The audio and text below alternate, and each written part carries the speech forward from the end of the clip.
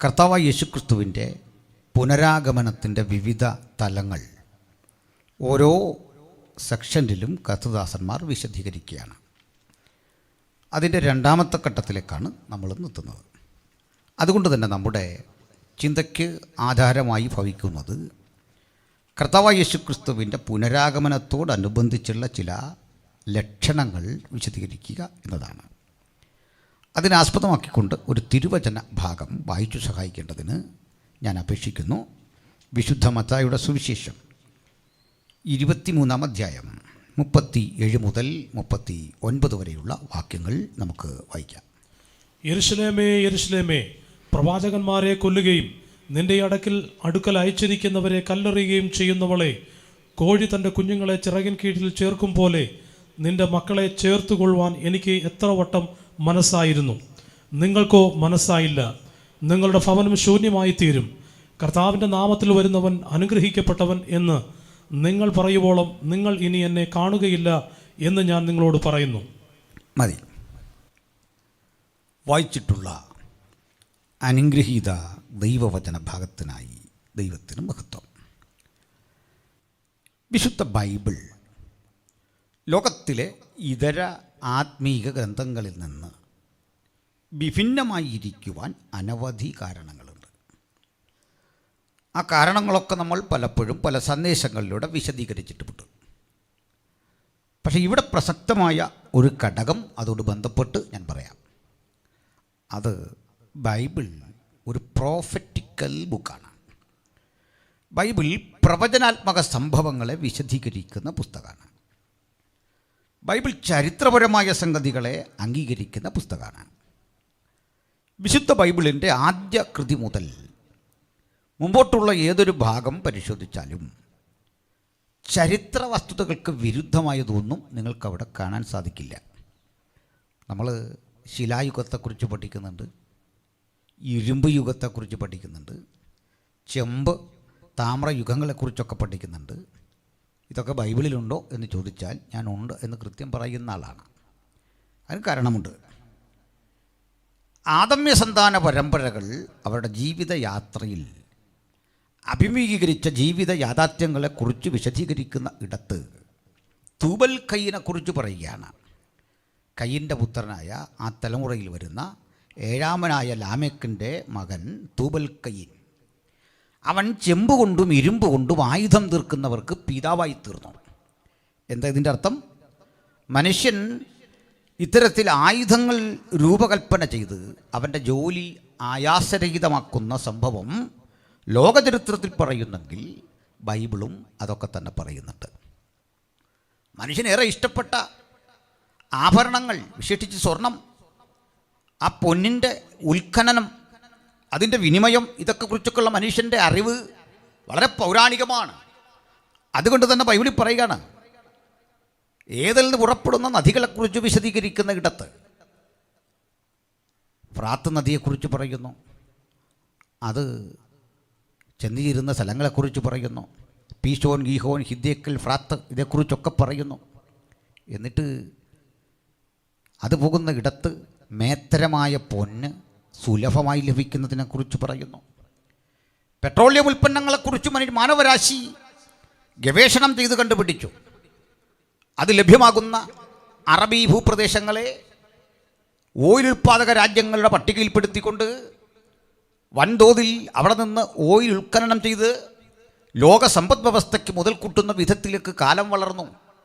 Bible പറയുന്നു, കീൽക്കുഴികൾ ധാരാളമുള്ള ഭൂപ്രദേശങ്ങളെക്കുറിച്ച്. ചുരുക്കത്തിൽ Bible എല്ലായ്പ്പോഴും ചരിത്ര വസ്തുതകളെ അവഗണിച്ചല്ല അത് മുമ്പോട്ട് വന്നത്. എന്നാൽ ബൈബിൾ ചരിത്രം പറയാൻ വേണ്ടി ഉപയോഗിച്ചൊരു പുസ്തകമല്ല. ബൈബിൾ സംഭവങ്ങൾ ആ ചരിത്രത്തിൻ്റെ ഗതി തെറ്റാതെ, ദിശ തെറ്റാതെ കൃത്യമായി അതിനോട് നീതി പുലർത്തിപ്പോന്നു എന്നാണ് ഞാൻ പറഞ്ഞു അതിൻ്റെ അർത്ഥം. വീണ്ടും പറയട്ടെ, ചരിത്രം ഇന്നലെ സംഭവിച്ചു തീർന്നതാണെങ്കിൽ പ്രവചനം അങ്ങനെയല്ല. അത് പറയുന്നത് സാഹസികമാണ്. അതെല്ലാവർക്കും പറയാൻ പറ്റിയതല്ല. എല്ലാവർക്കും പറയാം, പക്ഷേ നിറവേറണമെന്നില്ല. ഒരു പ്രവചനം പറഞ്ഞ് പാളിപ്പോകുന്നത്, നിറവേറാതെ പോകുന്നത് അത് പറയുന്ന ആളിന് അത് പറയാൻ പ്രേരകമായ ഘടകങ്ങളെപ്പോലും ചോദ്യം ചെയ്യപ്പെടും. അദ്ദേഹം ഏത് ആത്മാവിനാലോ ഏത് നിയോഗത്താലോ പ്രവചിച്ചുവെന്ന് ചോദ്യം ചെയ്യും. അതുകൊണ്ട് അതിസാഹസികമാണ് ഒരു പ്രവചനം പറയുക. നമുക്കറിയാം, നമ്മൾ കടന്നു പോകുന്നത് ഒരു പാൻഡമിക് സിറ്റുവേഷനിലാണ്. ഒരുപക്ഷെ നോഹയുടെ പ്രളയം കഴിഞ്ഞ് ഭൂലോകത്തെ മുഴുവൻ ബാധിച്ച ഒരു പ്രശ്നം ഇപ്പോഴുള്ള ഈ കോവിഡ് പോസിറ്റീവിൻ്റെ ആ സ്വാധീനതയാണ്. ഇങ്ങനെ ലോകം സ്തംഭിക്കുന്നൊരു കാലം ആരും കണ്ടില്ല. ഇത്തരമൊരു കാലം നമ്മുടെ നാട്ടിലാരും പ്രവചിച്ചു കണ്ടില്ല. മറ്റു പലതും പ്രവചിച്ചു കിട്ടു, അത് പലതും നിരാകരിക്കപ്പെടേണ്ട നിലയിലേക്കാണ് എന്ന് കാലം നമ്മെ പഠിപ്പിച്ചു. അപ്പോൾ നാളുകളിൽ എന്ത് സംഭവിക്കും എന്ന് പറയുന്നത് അല്പസാഹസികമാണ്. അത് കൃത്യമായി ഒത്തുവരുന്നില്ലെങ്കിൽ വലിയ പാളിച്ചകൾ സംഭവിക്കും. ഞാൻ സാധാരണയായിട്ട് പറയാറുണ്ട്, നമ്മുടെ ദൃശ്യമാധ്യമങ്ങൾ ടി വിയിൽ ഡോക്ടറോട് ചോദിക്കുക എന്നൊരു പ്രോഗ്രാം കാണാം. ഞാനിത് കണ്ടിട്ട് എൻ്റെ സ്നേഹിതനായൊരു ഡോക്ടറോട് പറഞ്ഞു, ഈ പ്രോഗ്രാം നടത്താൻ ഇപ്പോൾ ഡോക്ടർ വേണമെന്നില്ല, എനിക്കാണെങ്കിലും പറ്റും. അതും ചോദിച്ചു, അതെങ്ങനെയാ? അതിൻ്റെ തെളിവ് ഒരു രോഗി പറയാണ്, സാർ ഞാൻ അടൂരിൽ മാത്തുക്കുട്ടി വിളിക്കുകയാണ്. ഓ മാത്തുക്കുട്ടി പറഞ്ഞേട്ടെ സാർ, കുറച്ച് നാളായിട്ട് എനിക്ക് എൻ്റെ ശരീരത്തിനെല്ലാം ഒരു തളർച്ച. അപ്പോൾ ചോദിക്കും, ഷുഗറുണ്ടോ? ഉണ്ട്. അതുപോലെ പ്രഷറുണ്ടോ? ഉണ്ട്. ഇതെല്ലാം പറഞ്ഞിട്ട് ഇദ്ദേഹം പറയും, അടുത്ത് പോയൊരു ഫിസിഷ്യനെ കാണുക. ഇത്രയും പറയാൻ ഡോക്ടറോട് ചോദിക്കണോ? ഇതാണ് ചോദിക്കുന്നത്. ഇത് ഞാനും വേണമെങ്കിലും ചെയ്യാം, നിങ്ങളെക്കാൾ ഭംഗിയായിട്ട് ഞാൻ ചെയ്യാമെന്ന് പറഞ്ഞു. ഇങ്ങനെ ഡോക്ടറോട് ചോദിച്ചാൽ കിട്ടുന്ന മറുപടി ഇങ്ങനെ. അധികം പണിയെടുക്കാതെ ചെയ്യാൻ പറ്റിയ മറ്റൊരു ജോലിയുണ്ട്. അത് ഈ കാലാവസ്ഥയുടെ പ്രവചനമാണ്. അങ്ങനെ ഒന്നും പഠിക്കണ്ട. മഴ പെയ്യാനും പെയ്യാതിരിക്കാനും സാധ്യതയുണ്ട്. ലക്ഷദ്വീപിൽ ഒറ്റപ്പെട്ട മഴ പെയ്യും. ലക്ഷദ്വീപിൽ പെയ്യുന്നോന്ന് ഇവിടുന്ന് വരാണ്ട് പോന്ന് നോക്കുന്നുണ്ടോ? അങ്ങനെയാണ് സ്ഥിതി. ഇതൊന്നും വലിയ പണിയുള്ള പ്രവചനമല്ല.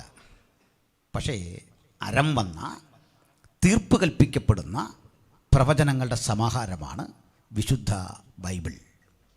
അതുകൊണ്ടാണ് ഇത്രയും പ്രതിസന്ധികളെ അതിജീവിച്ച്, കാലത്തെ അതിജീവിച്ച് കരുത്തുറ്റ മൂർച്ചയുള്ള ഒരായുധമായി ഈ തിരുവെഴുത്തൊന്നും നിലനിൽക്കുന്നത്, അതിനെ പ്രസംഗിക്കാൻ കഴിയുന്നത്, അത് വിശ്വസിക്കാൻ കഴിയുന്നത്, അതിൻ്റെ പ്രചാരകരായിരിക്കാൻ കഴിയുന്നത് അഭിമാനകരമായ ഒരനുഭവമായി ഒരിക്കൽ കൂടി നമുക്ക് പരിഗണിക്കാം. ഇവിടെയുള്ള കർത്തൃദാസന്മാരെ, ഈ തിരുവെഴുത്തിൻ്റെ ആത്മീക മർമ്മങ്ങളുടെ കലവറ വിശദീകരിക്കുന്ന ഉദാത്തമായൊരു തൊഴിൽ നമ്മളിൽ ഭരമേൽപ്പിച്ച മഹാദൈവം, അവിടുത്തെ പ്രവൃത്തി അതത്ര വലിയതാണ്. ആ മനോഹര വചനത്തിൻ്റെ ആഴങ്ങളിലൂടെയാണ് നമ്മൾ സഞ്ചരിക്കുന്നത്. അതുകൊണ്ട് ബൈബിൾ ഒരു പ്രവചന ഗ്രന്ഥം. ഈ ബൈബിൾ പലതരം വിഷയങ്ങളെക്കുറിച്ച് പ്രവചിച്ചു. അതല്ല എൻ്റെ വിഷയം. ഇതിലെ ഒരു വിഷയമാണ് നമ്മൾ ചർച്ച ചെയ്യുക. അത് നമ്മുടെ കർത്താവായ യേശുക്രിസ്തുവിൻ്റെ പുനരാഗമനം. യേശുക്രിസ്തുവിൻ്റെ പുനരാഗമനം എന്ന ഒറ്റ വിഷയം കൈകാര്യം ചെയ്യാൻ പഴയ പുതിയ നിയമങ്ങൾ ഒരുപോലെ അനവധി അധ്യായങ്ങൾ വേർതിരിച്ചു.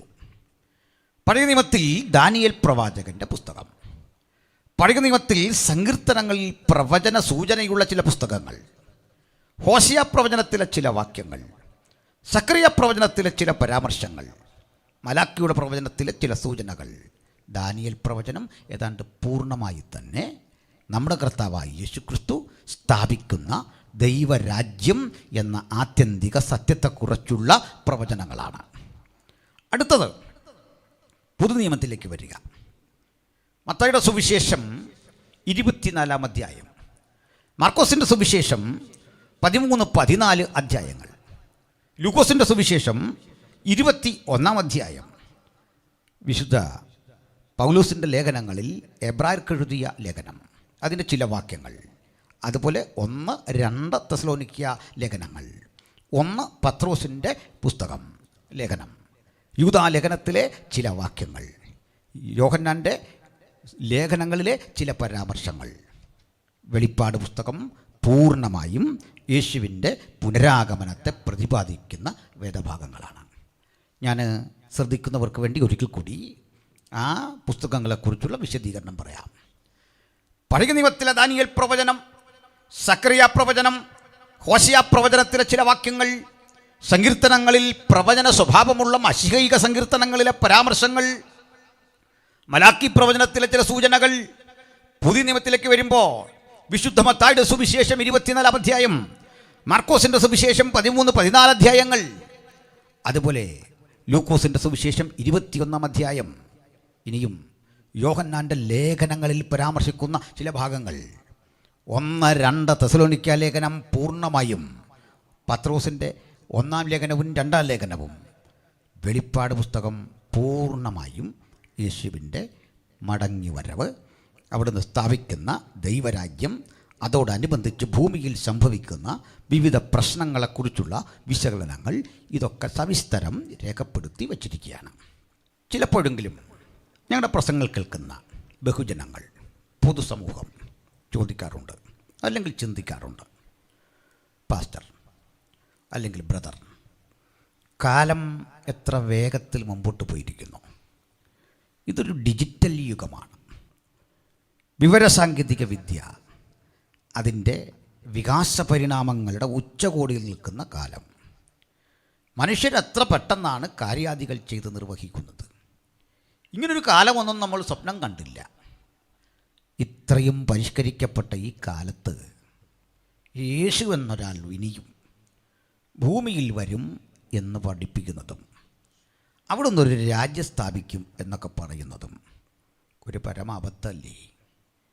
2000 ആണ്ടുകൾക്കപ്പുറത്ത് പലസ്തീനിയായിലെ ഒരു കുഗ്രാമത്തിൽ ജനിച്ച് അവിടെ നിന്ന് നസ്രവൈത്ത് എന്ന ഗ്രാമത്തിൽ വളർന്ന് ഈ ഗലീലിയ ഭൂപ്രദേശങ്ങൾ പാലസ്തീനിയ വിട്ടുപോകാതെ അരാമിക് എന്നൊരു ഭാഷ മാത്രം സംസാരിച്ച് തദ്ദേശവാസികളായ 12 പേരെ തിരഞ്ഞെടുത്ത് അവരുടെ ഇടയിൽ ചർച്ച ചെയ്യപ്പെട്ട ലളിതമായൊരു സന്ദേശം, നിങ്ങൾക്കിനിയും ഇത് നിർത്തിക്കൂടെ? നിങ്ങൾ എന്തിനാ ഇത് പറയുന്നത്? ഞാൻ പറയും, സ്നേഹിത, അത് തന്നെയാണ് അതിൻ്റെ ശക്തി. എന്താ കാരണം? യേശു അരമായിക്കൊഴികെ ഒരു ഭാഷയിൽ സംസാരിച്ചില്ല. അരമായിക്കൊരു ഡയലക്ട് അഥവാ പ്രാദേശിക ഭേദ്യമാണ്. ഒരു പ്രദേശത്തെ ആളുകൾ പറയുന്ന ഭാഷയാണ്. മലബാറിലെ മലയാളം എന്നൊക്കെ പറയുന്നത് പോലെ ഒരു ചെറിയ ഭാഷ, അധിക പേര് സംസാരിക്കാനില്ല. യേശുവിൻ്റെ ശിഷ്യന്മാർ ഭൂരിപക്ഷ ആളുകളും നിരക്ഷരന്മാരായ മത്സ്യബന്ധന തൊഴിലാളികളും ചുങ്കം പിരിവുകാരും സാമ്പത്തിക സ്ഥിതി തീരെ മോശമായിട്ടുള്ള ഗലീലിയൻ ഭൂപ്രദേശത്തെ അതിസാധാരണക്കാരായ ആളുകൾ. അന്ന് കഴിവുള്ളവരൊക്കെ വന്നാണ്. നിക്കോദിമോസ് എന്ന് പറഞ്ഞൊരു ലോയർ വന്നാണ് നമ്മുടെ കൂടെ ചേരാൻ. യേശു ഗെറ്റ് ഔട്ട് അടിക്കുന്ന സ്വരത്തിൽ പറഞ്ഞു വിട്ടു. ഒറ്റ കുറ്റമേ പറഞ്ഞുള്ളൂ, നീ വീണ്ടും ജനിച്ചില്ല. അതായിരുന്നു കുറ്റം. അപ്പോൾ നിങ്ങൾ ആരായിരുന്നാലും ഞങ്ങളോടൊപ്പം ചേരാൻ ഒറ്റ വഴിയുള്ളൂ, വീണ്ടും ജനിക്കുക. ഹല്ലേലൂയ. നിങ്ങളെത്ര ഉന്നതനായിരുന്നാലും വീണ്ടും ജനിക്കണം. അതാണ് ഞങ്ങളുടെ സന്ദേശം. നിങ്ങൾ ഏറ്റവും വലിയ കോടീശ്വരനാകാം, വീണ്ടും ജനിക്കണം. ഈ സന്ദേശം കേൾക്കുന്നവരിൽ ഏറ്റവും അതിസാധാരണക്കാരൻ നിങ്ങളാകാം, നിങ്ങളും വീണ്ടും ജനിക്കണം. കാരണം പെരുവഴി ഓരത്ത് ഭിക്ഷയാചിച്ച് ഈ വഴിയിൽ തന്നെ തകർന്നടിഞ്ഞു പോകുന്ന, വാക്സിൻ എടുക്കാൻ നിർവാഹമില്ലാത്ത, മാസ്ക് വാങ്ങാൻ ശേഷിയില്ലാതെ ഇവിടെ മരിച്ചു വീഴുന്ന യാചകനും കോടാനുകൂടികൾ സമ്പാദ്യം ശേഖരിച്ചു വെച്ച് ഉലകം മുഴുവൻ വെട്ടിപ്പിടിച്ച് മഹാസമുദ്രത്തിൽ ലോകമായിരുന്നെങ്കിൽ നിന്നെയും ഞാൻ ഈ കൈക്കുമ്പിളിൽ ഇങ്ങനെ ശേഖരിച്ചെടുക്കുമായിരുന്നു എന്ന് പുലമ്പിയ മഹാനായ അലക്സാണ്ടർക്കും ഒറ്റ നീതിയാണ് മരണം വിധിച്ചത്. ഒറ്റ നീതി, 2 നീതിയില്ല, ഒറ്റ നീതി. അതുകൊണ്ട് മനുഷ്യൻ്റെ വീണ്ടെടുപ്പ് വില അതിദരിദ്രനും അതിസമ്പന്നനും ഒന്ന്. ആ വീണ്ടെടുപ്പ് വില എന്താണെന്ന് നമുക്കറിയാം. അവൻ്റെ പുത്രനായ യേശുവിൻ്റെ രക്തം സകല പാപവും പോക്കി നമ്മെ ശുദ്ധീകരിക്കുന്നു. നമ്മെ ശുദ്ധീകരിക്കുന്ന ദൈവകുഞ്ഞാടിൻ്റെ നിഷ്കളങ്ക രക്തം, വിലയേറിയ രക്തം, ആ രക്തമാണ് നമ്മെ ഇന്ന് ഇവിടെ യോജിപ്പിച്ചിരിക്കുന്ന ഘടകം. ആ രക്തത്തിൻ്റെ ചൈതന്യം കൂടാതെ ഒരാളെങ്കിലും ഇന്ന് ഈ സുവിശേഷ ശബ്ദം കേൾക്കുന്നെങ്കിൽ ഞങ്ങൾ അവർക്ക് വേണ്ടി പറയട്ടെ, മറ്റൊരുത്തരിലും രക്ഷയില്ല. നാം രക്ഷിക്കപ്പെടുവാൻ ആകാശത്തിന് കീഴിൽ മനുഷ്യരുടെ ഇടയിൽ നൽകപ്പെട്ട ഒരേ ഒരു നാമം നമ്മുടെ കർത്താവായ യേശു ക്രിസ്തുവിൻ്റെ നാമം. ഈ അതുല്യ നാമത്തിൻ്റെ മഹിമയ്ക്കായി നിറഞ്ഞ ഹൃദയത്തോടെ ഞാൻ കർത്താവിനെ സ്തുതിക്കുന്നു, വാഴ്ത്തുന്നു. Praise the Lord. ഇനി നമുക്ക് ഉള്ളടക്കത്തിലേക്ക്, ഈ വിഷയത്തിലേക്ക് ഒന്ന് കടക്കാം. ഇതൊരു വിഷയമായി വിശദീകരിക്കേണ്ടതാണല്ലോ. എങ്കിലും ഒരു കൺവെൻഷന് ഞാൻ ഏത് യോഗത്തിലും സുവിശേഷം പറയണം എന്ന് നിർബന്ധമുള്ള ഒരാളാണ്. ആദ്യത്തെ ഒരു 15 മിനിറ്റ് കൊണ്ട് ഞാൻ സുവിശേഷം ഏത് യോഗത്തിലും പറയും. ഒരിക്കൽ സാഹിത്യ അക്കാദമിയിൽ പ്രസംഗിക്കാൻ എനിക്ക് അവസരം കിട്ടി. അവിടെയും മറ്റൊരുത്തലും രക്ഷയില്ല എന്ന് പറഞ്ഞു. അവർക്ക് ഇഷ്ടപ്പെട്ടാലും ഇല്ലെങ്കിലും പറഞ്ഞിട്ടാണ് പോകുന്നത്. ഇനിവേ എവിടെ അവസരം കിട്ടിയാലും യേശുക്രിസ്തുവാണ് ലോകത്തിൻ്റെ രക്ഷകൻ എന്ന് ഞാൻ പറയും. അതിനവിടെ അവസരം തേടിയാണ് നിൽക്കുക. ഏത് കഥ പറഞ്ഞാലും ഏത് വിഷയം പറഞ്ഞാലും രക്ഷ യേശുക്രിസ്തുവിൽ കൂടി മാത്രം എന്ന് പ്രസംഗിക്കാൻ പലപ്പോഴും ഞാൻ അവസരങ്ങൾ കണ്ടെത്താറുണ്ട്. അതുകൊണ്ടും ഇനിയുള്ള വിഷയങ്ങൾ വളരെ ഗഹനമുള്ളതാണ്, ശ്രദ്ധിച്ചിരിക്കണം. അപ്പം വളരെ അനുഗ്രഹിക്കപ്പെട്ട ഒരു സംവിധാനമാണ് ഉള്ളത്. വളരെ മനോഹരമായിട്ടാണ് ഈ ശബ്ദ സംവിധാനം പ്രിയപ്പെട്ട ബ്രദർ സജ്ജീകരിക്കുന്നത്. വളരെ അനുഗ്രഹിക്കപ്പെട്ടൊരു അന്തരീക്ഷം നമുക്കിവിടെ ഉണ്ട്. ഈ കോവിഡ് സിറ്റുവേഷനിൽ നമുക്ക് കിട്ടിയ ഊർജ്ജസ്വലമായ ഈ നിമിഷങ്ങൾക്കായി ഞാൻ ദൈവത്തെ സ്തുതിക്കുന്നു. ഇതൊക്കെ അപൂർവമായൊരു കൂട്ടായ്മയാണ് പ്രിയപ്പെട്ടവരെ. നമ്മളിപ്പോഴൊക്കെ തോന്നുന്നുണ്ട് ഈ പ്രോട്ടോക്കോളൊക്കെ പാലിച്ചിരിക്കുകൊണ്ട് ഏതാണ്ടൊരു ഇടുക്കമുണ്ടെന്ന്. ഒന്നുമില്ല. പണ്ടത്തേക്കാൾ നമ്മൾ കുറേ കൂടി ഉന്മേഷവാന്മാരായി തീർന്നിരിക്കുന്നു. സ്തോത്രം, ഹല്ലേലൂയ. പണ്ടൊക്കെ നമ്മുടെ യോഗത്തിൽ നോട്ടീസ് അടിച്ച് വിളിച്ചാലും ആൾ വരില്ല. പക്ഷേ ഇന്ന് സ്ഥിതി മാറിയിരിക്കുന്നു. ഇതങ്ങ് പോയിക്കൊണ്ടിരിക്കില്ലേ.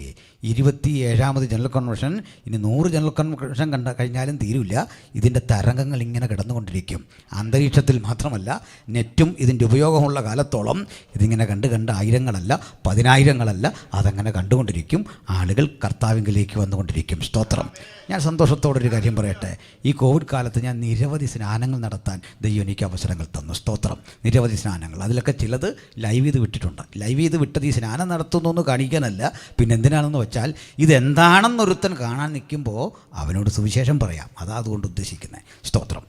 നമ്മളൊന്നും നിഷ്ക്രിയരായിരിക്കേണ്ടതില്ല.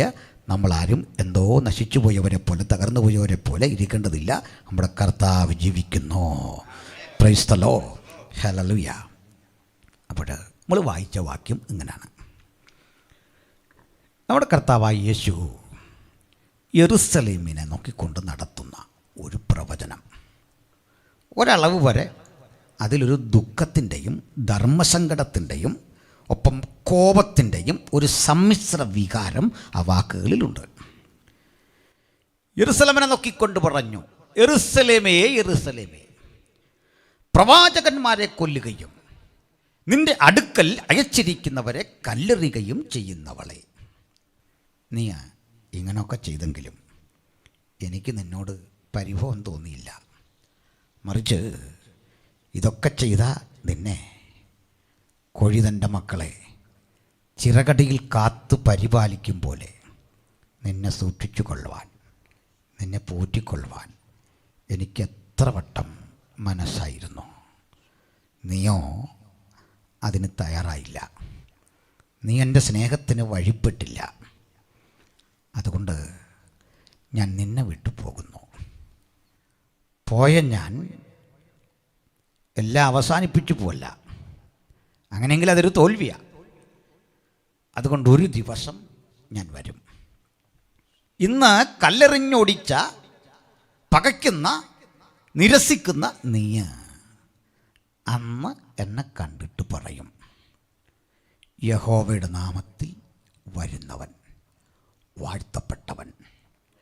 കർത്താവിൻ്റെ നാമത്തിൽ വരുന്നവൻ വാഴ്ത്തപ്പെട്ടവൻ എന്ന് നീ പറയുവോളം നിങ്ങളിനി എന്നെ കാണുകയില്ല.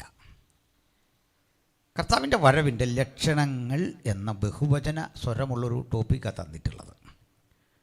അത് ഈ പരിമിത സമയം കൊണ്ട് പ്രസംഗിച്ച് തീർക്കാനാവില്ലല്ലോ. അതുകൊണ്ട് നമുക്ക് ലക്ഷണം എന്ന രേഖവചനത്തിൽ ചുരുങ്ങാം. കാരണം പരിസ്ഥിതിപരമായ ലക്ഷണമുണ്ട്, ആത്മീയ ലക്ഷണമുണ്ട്, രാഷ്ട്രീയ ലക്ഷണമുണ്ട്. നമ്മൾ അതിൽ ചെറിയ ഒരു വിഷയം മാത്രമാണ് പരാമർശിക്കുന്നത്. അതാകും യുക്തം. പ്രിയരേ, ഇവിടെ ഒരു കാഴ്ച കണ്ടു. കർത്താവ് പറയുക, നിങ്ങൾ എന്നെ ഇനി കാണുന്നത്, ഇന്ന് കല്ലെറിഞ്ഞൊടിക്കുന്ന, നിരാകരിക്കുന്ന, നിരസിക്കുന്ന നീ ഒരിക്കൽ പറയും, യഹോവയുടെ നാമത്തിൽ വരുന്നവൻ വാഴ്ത്തപ്പെട്ടവൻ. പുതിയത്തിൽ യഹോവ എന്നില്ല, കർത്താവ് എന്നേ ഉള്ളൂ. അതിന് കാരണം വേറെയാണ്. അതൊന്ന് തുടങ്ങിപ്പോയാൽ അതിനൊരു മണിക്കൂർ വേണം. അതാണ് കാര്യം. എന്തുകൊണ്ടത് വന്നില്ല? ഒറ്റവാക്കി പറയാം, യഹൂദന് യഹോവ എന്ന് വിളിക്കാൻ പേടിയാണ്. അവൻ ആ നാവ് കൊണ്ട് വിളിക്കില്ല. അതുകൊണ്ട് വീര്യം കുറഞ്ഞൊരു പദം ദൈവത്തെ വിളിക്കാൻ അവൻ കമ്മ്യൂണിക്കേഷന് വേണ്ടി ഉണ്ടാക്കിയിട്ടുണ്ട്. അത് അദോനായി എന്നാണ്. അദോനായി. ഇംഗ്ലീഷിൽ പറയുന്നവർ അഡോണായി എന്ന് പറയാറുണ്ട്. ശരി പ്രൊനൗൺസിയേഷൻ അദോനായി. അദോനായി എന്ന് പറഞ്ഞാൽ മൈ മാസ്റ്റർ, എൻ്റെ യജമാനനെ. ആ പറയുന്ന യജമാനൻ കർത്താവാണ്. നേരിട്ട് വിളിച്ചിട്ടില്ല, യാഹ്വേ എന്ന് വിളിച്ചിട്ടില്ല. അപ്പോൾ നമുക്കത് കൂടുതൽ പറയാനുള്ളൊരവസരമില്ല. തൽക്കാലം നമുക്ക് ഈ വിഷയത്തിലേക്ക് വരാം. യെരുശലേം. എന്താണ് ഈ യെരുശലേം? ഊർ എന്നും ഷാലോം എന്നുമുള്ള രണ്ട് എബ്രായ ധാതുക്കളുടെ സമന്വയം ഊർ ഷാലോം. ഊർ അർത്ഥം പട്ടണം, ഷാലോം അർത്ഥം സമാധാനം. ഇതാണ് അറബി ദേശത്താളുകൾ സലാം എന്ന് പറയുന്നത്. അതാണ് യഹൂദൻ ഷാലോം എന്ന് പറയുന്നത്. അർത്ഥം സമാധാനമായിരിക്കട്ടെ. ഊർ ഷാലോം, സമാധാനത്തിൻ്റെ പട്ടണം. സമാധാനത്തിൻ്റെ പട്ടണം എന്നാണ് അർത്ഥം. പക്ഷേ 422 പരം ഏറ്റുമുട്ടലുകൾ, ചെറുതും വലുതുമായ നിരവധി സംഘട്ടനങ്ങൾ, അതിശക്തമായ അനവധി ആക്രമണങ്ങൾ, ഒറ്റപ്പെട്ടതും തിരിച്ചടിച്ചതുമായ നിരവധി ആക്രമണങ്ങൾ, ലോകത്തിലെ തന്നെ പ്രമുഖന്മാരായ സാമ്രാട്ടുകളുടെ കുതിരപ്പടയോട്ടം പലയാവർത്തി നടന്ന ചരിത്രത്തിലെ ഭൂമിക. അന്നും ഇന്നും ലോകത്തിലെ ഏറ്റവും വലിയ തർക്കഭൂമി, ലോകത്തിലെ ഏറ്റവും വലിയ തർക്കഭൂമി ബാബറി മസ്ജിദോ രാമജന്മഭൂമിയോ ഒന്നുമില്ല. ലോകത്തിലെ ഏറ്റവും വലിയ തർക്കഭൂമി ഊർ ഷാലോമാണ്. ലോകത്തിലെ തന്ത്രപ്രധാനമായ ഏറ്റവും വലിയ തർക്കഭൂമി ഊർ ഷാലോം എന്ന യെരൂശലേമാണ്. അതിൻ്റെ പ്രാചീന പട്ടണത്തെക്കുറിച്ച് ഞാൻ പറയാം. അതിൻ്റെ കൃത്യമായ അളവ് ഞാൻ വിശദീകരിക്കാം. ഏതാണ്ട് 8.3 ഏക്കറാണ് പഴയ യെരൂശലേമിൻ്റെ വിസ്തൃതി. ആ പഴയ യെരൂശലേമിൻ്റെ വിസ്തൃതി 8.3 ഏക്കർ. ഇത്രയും ഭൂപ്രദേശം 5 മൊട്ടക്കുന്നുകൾ ഒരുമിച്ച് ചേരുന്നതാണ്. 5 മൊട്ടക്കുന്നുകൾ. ഇന്ന് നിങ്ങൾ നോക്കിയാൽ 4 മലകളെ അവിടെ കാണാൻ പറ്റൂ. കാരണം അവിടെ ചെന്നിട്ടടുത്തിന് ഇത് കണ്ടിട്ട് എന്നെ വിളിച്ചു ചോദിക്കുക, ഇങ്ങേരി വലിയ കാര്യം പറഞ്ഞല്ലോ, 5 മല, ഒരു മല എന്ത് ചെയ്യുമെന്ന് ചോദിച്ചാൽ ഞാൻ എന്ത് ചെയ്യും? അതിൻ്റെ കാരണം അത്രേ ഉള്ളൂ. അത് കൃപയുള്ള ആരും പ്രാർത്ഥിച്ച് കടലിൽ കളഞ്ഞൊന്നുമല്ല, മറിച്ച് ഈ 4 മലകളുടെ ഉള്ളിലായിപ്പോയി ഒരു മല. നമ്മൾ ഈ ചിലർ ഗ്രൂപ്പ് ഫോട്ടോ എടുത്ത ആളെ കാണാതെ വരികയില്ലേ, അതേ അവസ്ഥയിലായിപ്പോയി. അപ്പോൾ ഈ കൃതജ്ഞതയൊക്കെ പറഞ്ഞു വരുമ്പോൾ ചിലർ പേര് വിട്ടുവെച്ച് മുതലായവർ എന്നങ്ങ് പറഞ്ഞു വിടൂലേ, അങ്ങനെയാണ്. അന്ന് പറഞ്ഞല്ലേ ഈ ഒരു മല ഇതിൻ്റെ ഇടയ്ക്ക് പെട്ടുപോയി. ഈ മലകൾ വളരെ പ്രധാനമാണ്. ഒരു മല നിങ്ങളറിയും, എല്ലാം നിങ്ങളറിയുന്ന മലകളാണ്. ഒരു മല അബ്രഹാം ഇസഹാക്കിനെ യാഗം കഴിച്ച മോറിയ. അത് മസ്കറ്റിലാന്നൊക്കെ ആൾ പറയുന്നുണ്ട്, തെറ്റ്. ഒത്തിരി മലകൾ അവിടെ ഇടയില്ല ഉണ്ട്, അതെല്ലാം കാട്ടിയിട്ട് അത് ഇന്നാറിയ എന്നൊക്കെ പറയാറുണ്ട്. യോബിൻ്റെ കല്ലറ മസ്കറ്റിലില്ല. ഞാൻ മുമ്പൊരു പ്രസംഗത്തിൽ പറഞ്ഞിട്ട് തിരുത്തിയിട്ടുണ്ട് കാര്യം പഠിച്ചു കഴിഞ്ഞപ്പോൾ. മോശയുടെ കല്ലറ അങ്ങ് നെബോയുടെ ഉയരങ്ങളിൽ ഇപ്പോൾ ഇല്ല. ബൈബിൾ പറയും ഇന്നു വരെ ആരും അറിയുന്നില്ല. ഇന്നു വരെ ആരും അറിയുന്നില്ലെങ്കിൽ പിന്നെ നമ്മളെങ്ങനെ അറിയുന്നേ? ഒരു സഹോദരൻ കഴിഞ്ഞിടയ്ക്ക് പറഞ്ഞു, യേശുവിൻ്റെ കല്ലറയുടെ അടിയിൽ ഗവേഷണം നടത്തി ചെന്നപ്പോൾ ഒരു പെട്ടി കണ്ടു. പെട്ടിയുടെ മണ്ടേ ബ്ലഡ് കിടക്കുന്നു. ബ്ലഡ് പരിശോധിച്ചപ്പോൾ XY ക്രോമസോമുകളിൽ 2 ഇല്ല. ഇതെല്ലാം കേട്ടിട്ട് ചോദിച്ചു, ഞാൻ ചോദിച്ചു ഇങ്ങനെ ഇതെങ്ങനെ അറിഞ്ഞേ? പുള്ളി അറിഞ്ഞ വഴിയെല്ലാം പറഞ്ഞിട്ട് ഞാൻ ചോദിച്ചു, ഇത് വേറെ ആരും അറിയാതെ പോയതെന്താ? ഇത് ഏതെങ്കിലും ഓതറൈസ്ഡായ വല്ല ഗവേഷണമാണോ? അത് കണ്ടോ ഞാൻ വെച്ചാൽ ഇതെല്ലാം ഇസ്രയേൽ ഗവൺമെൻറ് രഹസ്യമാക്കി വെച്ചേക്കാണ്. ഞാൻ ചോദിച്ചോടോ, ഇസ്രയേൽ ഗവൺമെൻറ് രഹസ്യമാക്കി വെച്ചത് ഇങ്ങനെങ്ങനെ അറിഞ്ഞേ? അതറിയണമല്ലോ നമുക്ക്, മനസ്സിലായോ? അതൊന്ന് ഞാൻ പറഞ്ഞുതരാം. അല്ല, AK-47 പിടിച്ച പെൺകുട്ടികളെ 10-18 വയസ്സുള്ള പെൺകുട്ടികളാണ്. ആ എമിഗ്രേഷൻ ക്ലിയറൻസിൻ്റെ ഒക്കെ അവിടെ നിൽക്കുകയാണ്. നേരെ നമ്മുടെ നെഞ്ചിന് നേരെ പിടിച്ചാൽ നിൽക്കുന്നത്. പെൺപിള്ളേരിങ്ങനെ നിൽക്കുക, ശ്വാസം വിടാൻ പറ്റില്ല. അതിൻ്റെ ഇടവഴി അങ്ങോട്ട് പോകുന്നു, കാച്ചിക്കളയും. അത്തരം സംവിധാനം അവിടെ. അതൊന്ന് പറയാനുണ്ട്, ഞാൻ പിന്നെ വരുന്ന വഴിക്ക് പറയാം. ഈ രാജ്യത്തുനിന്ന് രഹസ്യം ചോർത്തിയാൽ പിന്നെ ഇങ്ങേര് ബാക്കി കാണൂല. ചുമ്മാ ആവശ്യമില്ലാതൊക്കെ പറഞ്ഞുകൊണ്ടിരിക്കൽ. നെറ്റിൽ കേൾക്കുന്ന വിവരക്കേടെല്ലാം നമ്മളിങ്ങനെ പുലമ്പി നടക്കരുത്. പഠിക്കണം, വസ്തുതകൾ അതോറിറ്റിയുള്ള മാസികയാണോ ഇതൊക്കെ പരിശോധിക്കണം. പോകട്ടെ, അപ്പം നമുക്ക് വിഷയത്തിലേക്ക് വരാം. ഒരു മല അബ്രഹാം ഇസഹാക്കിനെ യാഗം കഴിച്ച മോറിയ, മറ്റൊരു മല യെബൂസ്യനായ ഓർന്നാൻ്റെ കളം. ഇനിയൊരു മല നിങ്ങൾക്ക് വളരെ പരിചിതമാണ്, ഉത്തരഗിരിയായ സിയോൻ. ഉയരം കൊണ്ട് മനോഹരവും സർവ്വഭൂമിയുടെയും ആനന്ദം. 4 മല മനസ്സിലായല്ലോ. 3 മല, ഒരെണ്ണം എൻ്റെ ഇടയ്ക്ക് വിട്ടുപോയാൽ ഞാൻ വിട്ടു. അല്ലെങ്കിൽ തന്നെ ഈ കോളേജിലൊക്കെ ഒരുത്തിനെ അറിയണമെങ്കിൽ ഒന്നിൽ നന്നായിട്ട് പഠിക്കണം, അല്ലെങ്കിൽ മഹാ ഉഴപ്പനായിരിക്കണം. ഇനി ഇടയ്ക്കുള്ളവരൊന്നും വേണ്ട, അതാണ് കാര്യം. അതാണ് ഇനിയുള്ളൊരു മല, ലോകത്തിൽ തന്നെ ഏറ്റവും ഏറ്റവും ഏറ്റവും പ്രസിദ്ധമായൊരു മല, പക്ഷെ ചെറിയ മലയാണ്. ആ മലയുടെ പേര് നിങ്ങളറിയും, കാൽവറി എന്ന ഗോൽഗൊത. കാൽവറി എന്ന ഗോൽഗൊതയ്ക്ക് നാം ഇപ്പോൾ നിൽക്കുന്ന ഈ ഓഡിറ്റോറിയത്തിനേക്കാൾ ഒരല്പം കൂടെ ഉയരം കണ്ടേക്കും, അത്രയേ ഉള്ളൂ. ഒരു കൊച്ചുമല, ഒരു ചെറിയ മല. അതുകൊണ്ട് ഞാൻ ഈ പ്രാർത്ഥിക്കുന്ന ആളുകളോട് പറയാറുണ്ട്, ഈ കാൽവറി എന്നൊക്കെ പറഞ്ഞ് പ്രാർത്ഥിക്കുമ്പോൾ ചിലർ കാൽവറി ഇങ്ങനെയൊക്കെ വെക്കാറുണ്ട്. അതിൻ്റെ ആവശ്യമില്ല, കാരണം അതിനുള്ള വകുപ്പില്ല. ചെറിയൊരു മലക്കാണ് നമ്മൾ ഈ ഗോൾ, അത്രയും വൈബ്രേഷൻ്റെ ഒരു ആവശ്യമില്ല. അത്യാവശ്യം ഇട്ടു, എന്നാലൊരു മയം വേണ്ടേ. നമുക്കൊരു വൈബ്രേഷൻ ഇല്ലെങ്കിൽ ആത്മീയമായിട്ടൊരു സന്തോഷമില്ല എന്നൊരു ചിന്തയാണ്. നമ്മൾ ആളുകളോട് സംസാരിക്കുമ്പോൾ തന്നെ ഈ വൈബ്രേഷൻ ഇട്ട് സംസാരിച്ചാൽ ആൾക്ക് വലിയൊരു സന്തോഷമാണ്. കർത്താവെന്ന് പറയില്ല. നമ്മുടെ ആളുകൾ ഈ ഭാഷയോട് ചെയ്ത ഹീനകൃത്യം വളരെയാണ്. കരം, അധികരം, മൃദു, കോശം, അനുനാസികം എന്നിങ്ങനെയൊക്കെ അക്ഷരങ്ങൾക്ക് പിരിവുണ്ട്. പിരിവുണ്ടെന്ന് പറയുമ്പോഴേ ചിലർ വിചാരം ഞാൻ പോവാന്നുള്ളതെന്നല്ല ഇരിക്കുക. ഞാൻ പൈസയുടെ പിരിവല്ല പറഞ്ഞത്, കൺവെൻഷന് പിരിവുണ്ടെന്ന് പറഞ്ഞ പോലെയാണ് ആളിരിപ്പല്ലല്ല. അക്ഷരങ്ങൾ, കരം, അധികരം. അധികരം എന്ന് പറഞ്ഞാൽ ക എന്ന് പറഞ്ഞാൽ കരമാണ്. അധികരം, ഇക്ക അധികരമാണ്, പാടുന്നവർക്കറിയാമല്ലോ. കരം, അധികരം, മൃദു, അനുനാസി കൊണ്ട് മൂക്കൊണ്ട് പറയേണ്ട ങ, ഞാ, ന, ന, മ. അതിനാ മൈക്ക് പിടിക്കാനൊരു സംവിധാനമുണ്ട്. എന്നോട് ചോദിച്ചു, ഈ മൈക്ക് വേണമെന്ന് അച്ഛൻ ചോദിച്ചു. എനിക്കിത് പിടിച്ചുകൊണ്ടിരിക്കാനുള്ള ത്രാണിയുണ്ടോ? അതിനാണ് ഈ സംവിധാനം ഇവിടെ വച്ചിരിക്കുന്നത്. അതുകൊണ്ട് ഈ സൗണ്ടൊക്കെ കറക്റ്റ് കിട്ടണമെങ്കിൽ ഇത് വെക്കേണ്ട സ്ഥലവും സംവിധാനമൊക്കെ ഉണ്ട്. അതാ അപ്പോൾ നമ്മുടെ ആളുകൾ ഈ കരം പറയേണ്ടതിന് ഒരു അധികരമാണ് പറയുന്നത്. എന്ന് പറഞ്ഞാൽ കർത്താവ് എന്നാണ് ഉച്ചരിക്കേണ്ടതെങ്കിൽ കർത്താവ് എന്ന് പറഞ്ഞൊരു സന്തോഷമില്ല, കർത്താവ്. കേൾക്കുന്നവർക്കൊരു സന്തോഷമാണെങ്കിലും ഭാഷയിൽ അത് തെറ്റാണ്. പോട്ടെ. അപ്പോൾ നമുക്ക് ഈ 4 മലകൾ മനസ്സിലാക്കാനാണ് ഞാൻ ഇത്രയും ഒരു വഴിക്ക് വന്നത്. 1 യെബൂസ്യനായ ഓർന്നാൻ്റെ കളം, 2 അബ്രഹാം ഇസ്ഹാക്കിനെ യാഗം കഴിച്ച മോറിയ, ഇനി അടുത്തത് സയോൺ അല്ലെങ്കിൽ സിയോൻ എന്ന മല, അതിൻ്റെ ബാക്കിലായിട്ട് കാൽവറി. ദിവാസന്മാരേറെ ഉണ്ടല്ലോ, നിങ്ങൾക്ക് ആവേശം വരുന്ന ഒരു 2-3 ആഴ്ച പ്രസംഗിക്കാൻ പറ്റിയ ഒരു ചിന്ത ഞാൻ പറഞ്ഞു വരാം. എവിടെയാണെന്നറിയണ്ടേ? മോറിയ, അത് ഏകദേശം കിഴക്ക് ഭാഗത്താണ്. എവിടെയാണെന്നറിയണ്ടേ?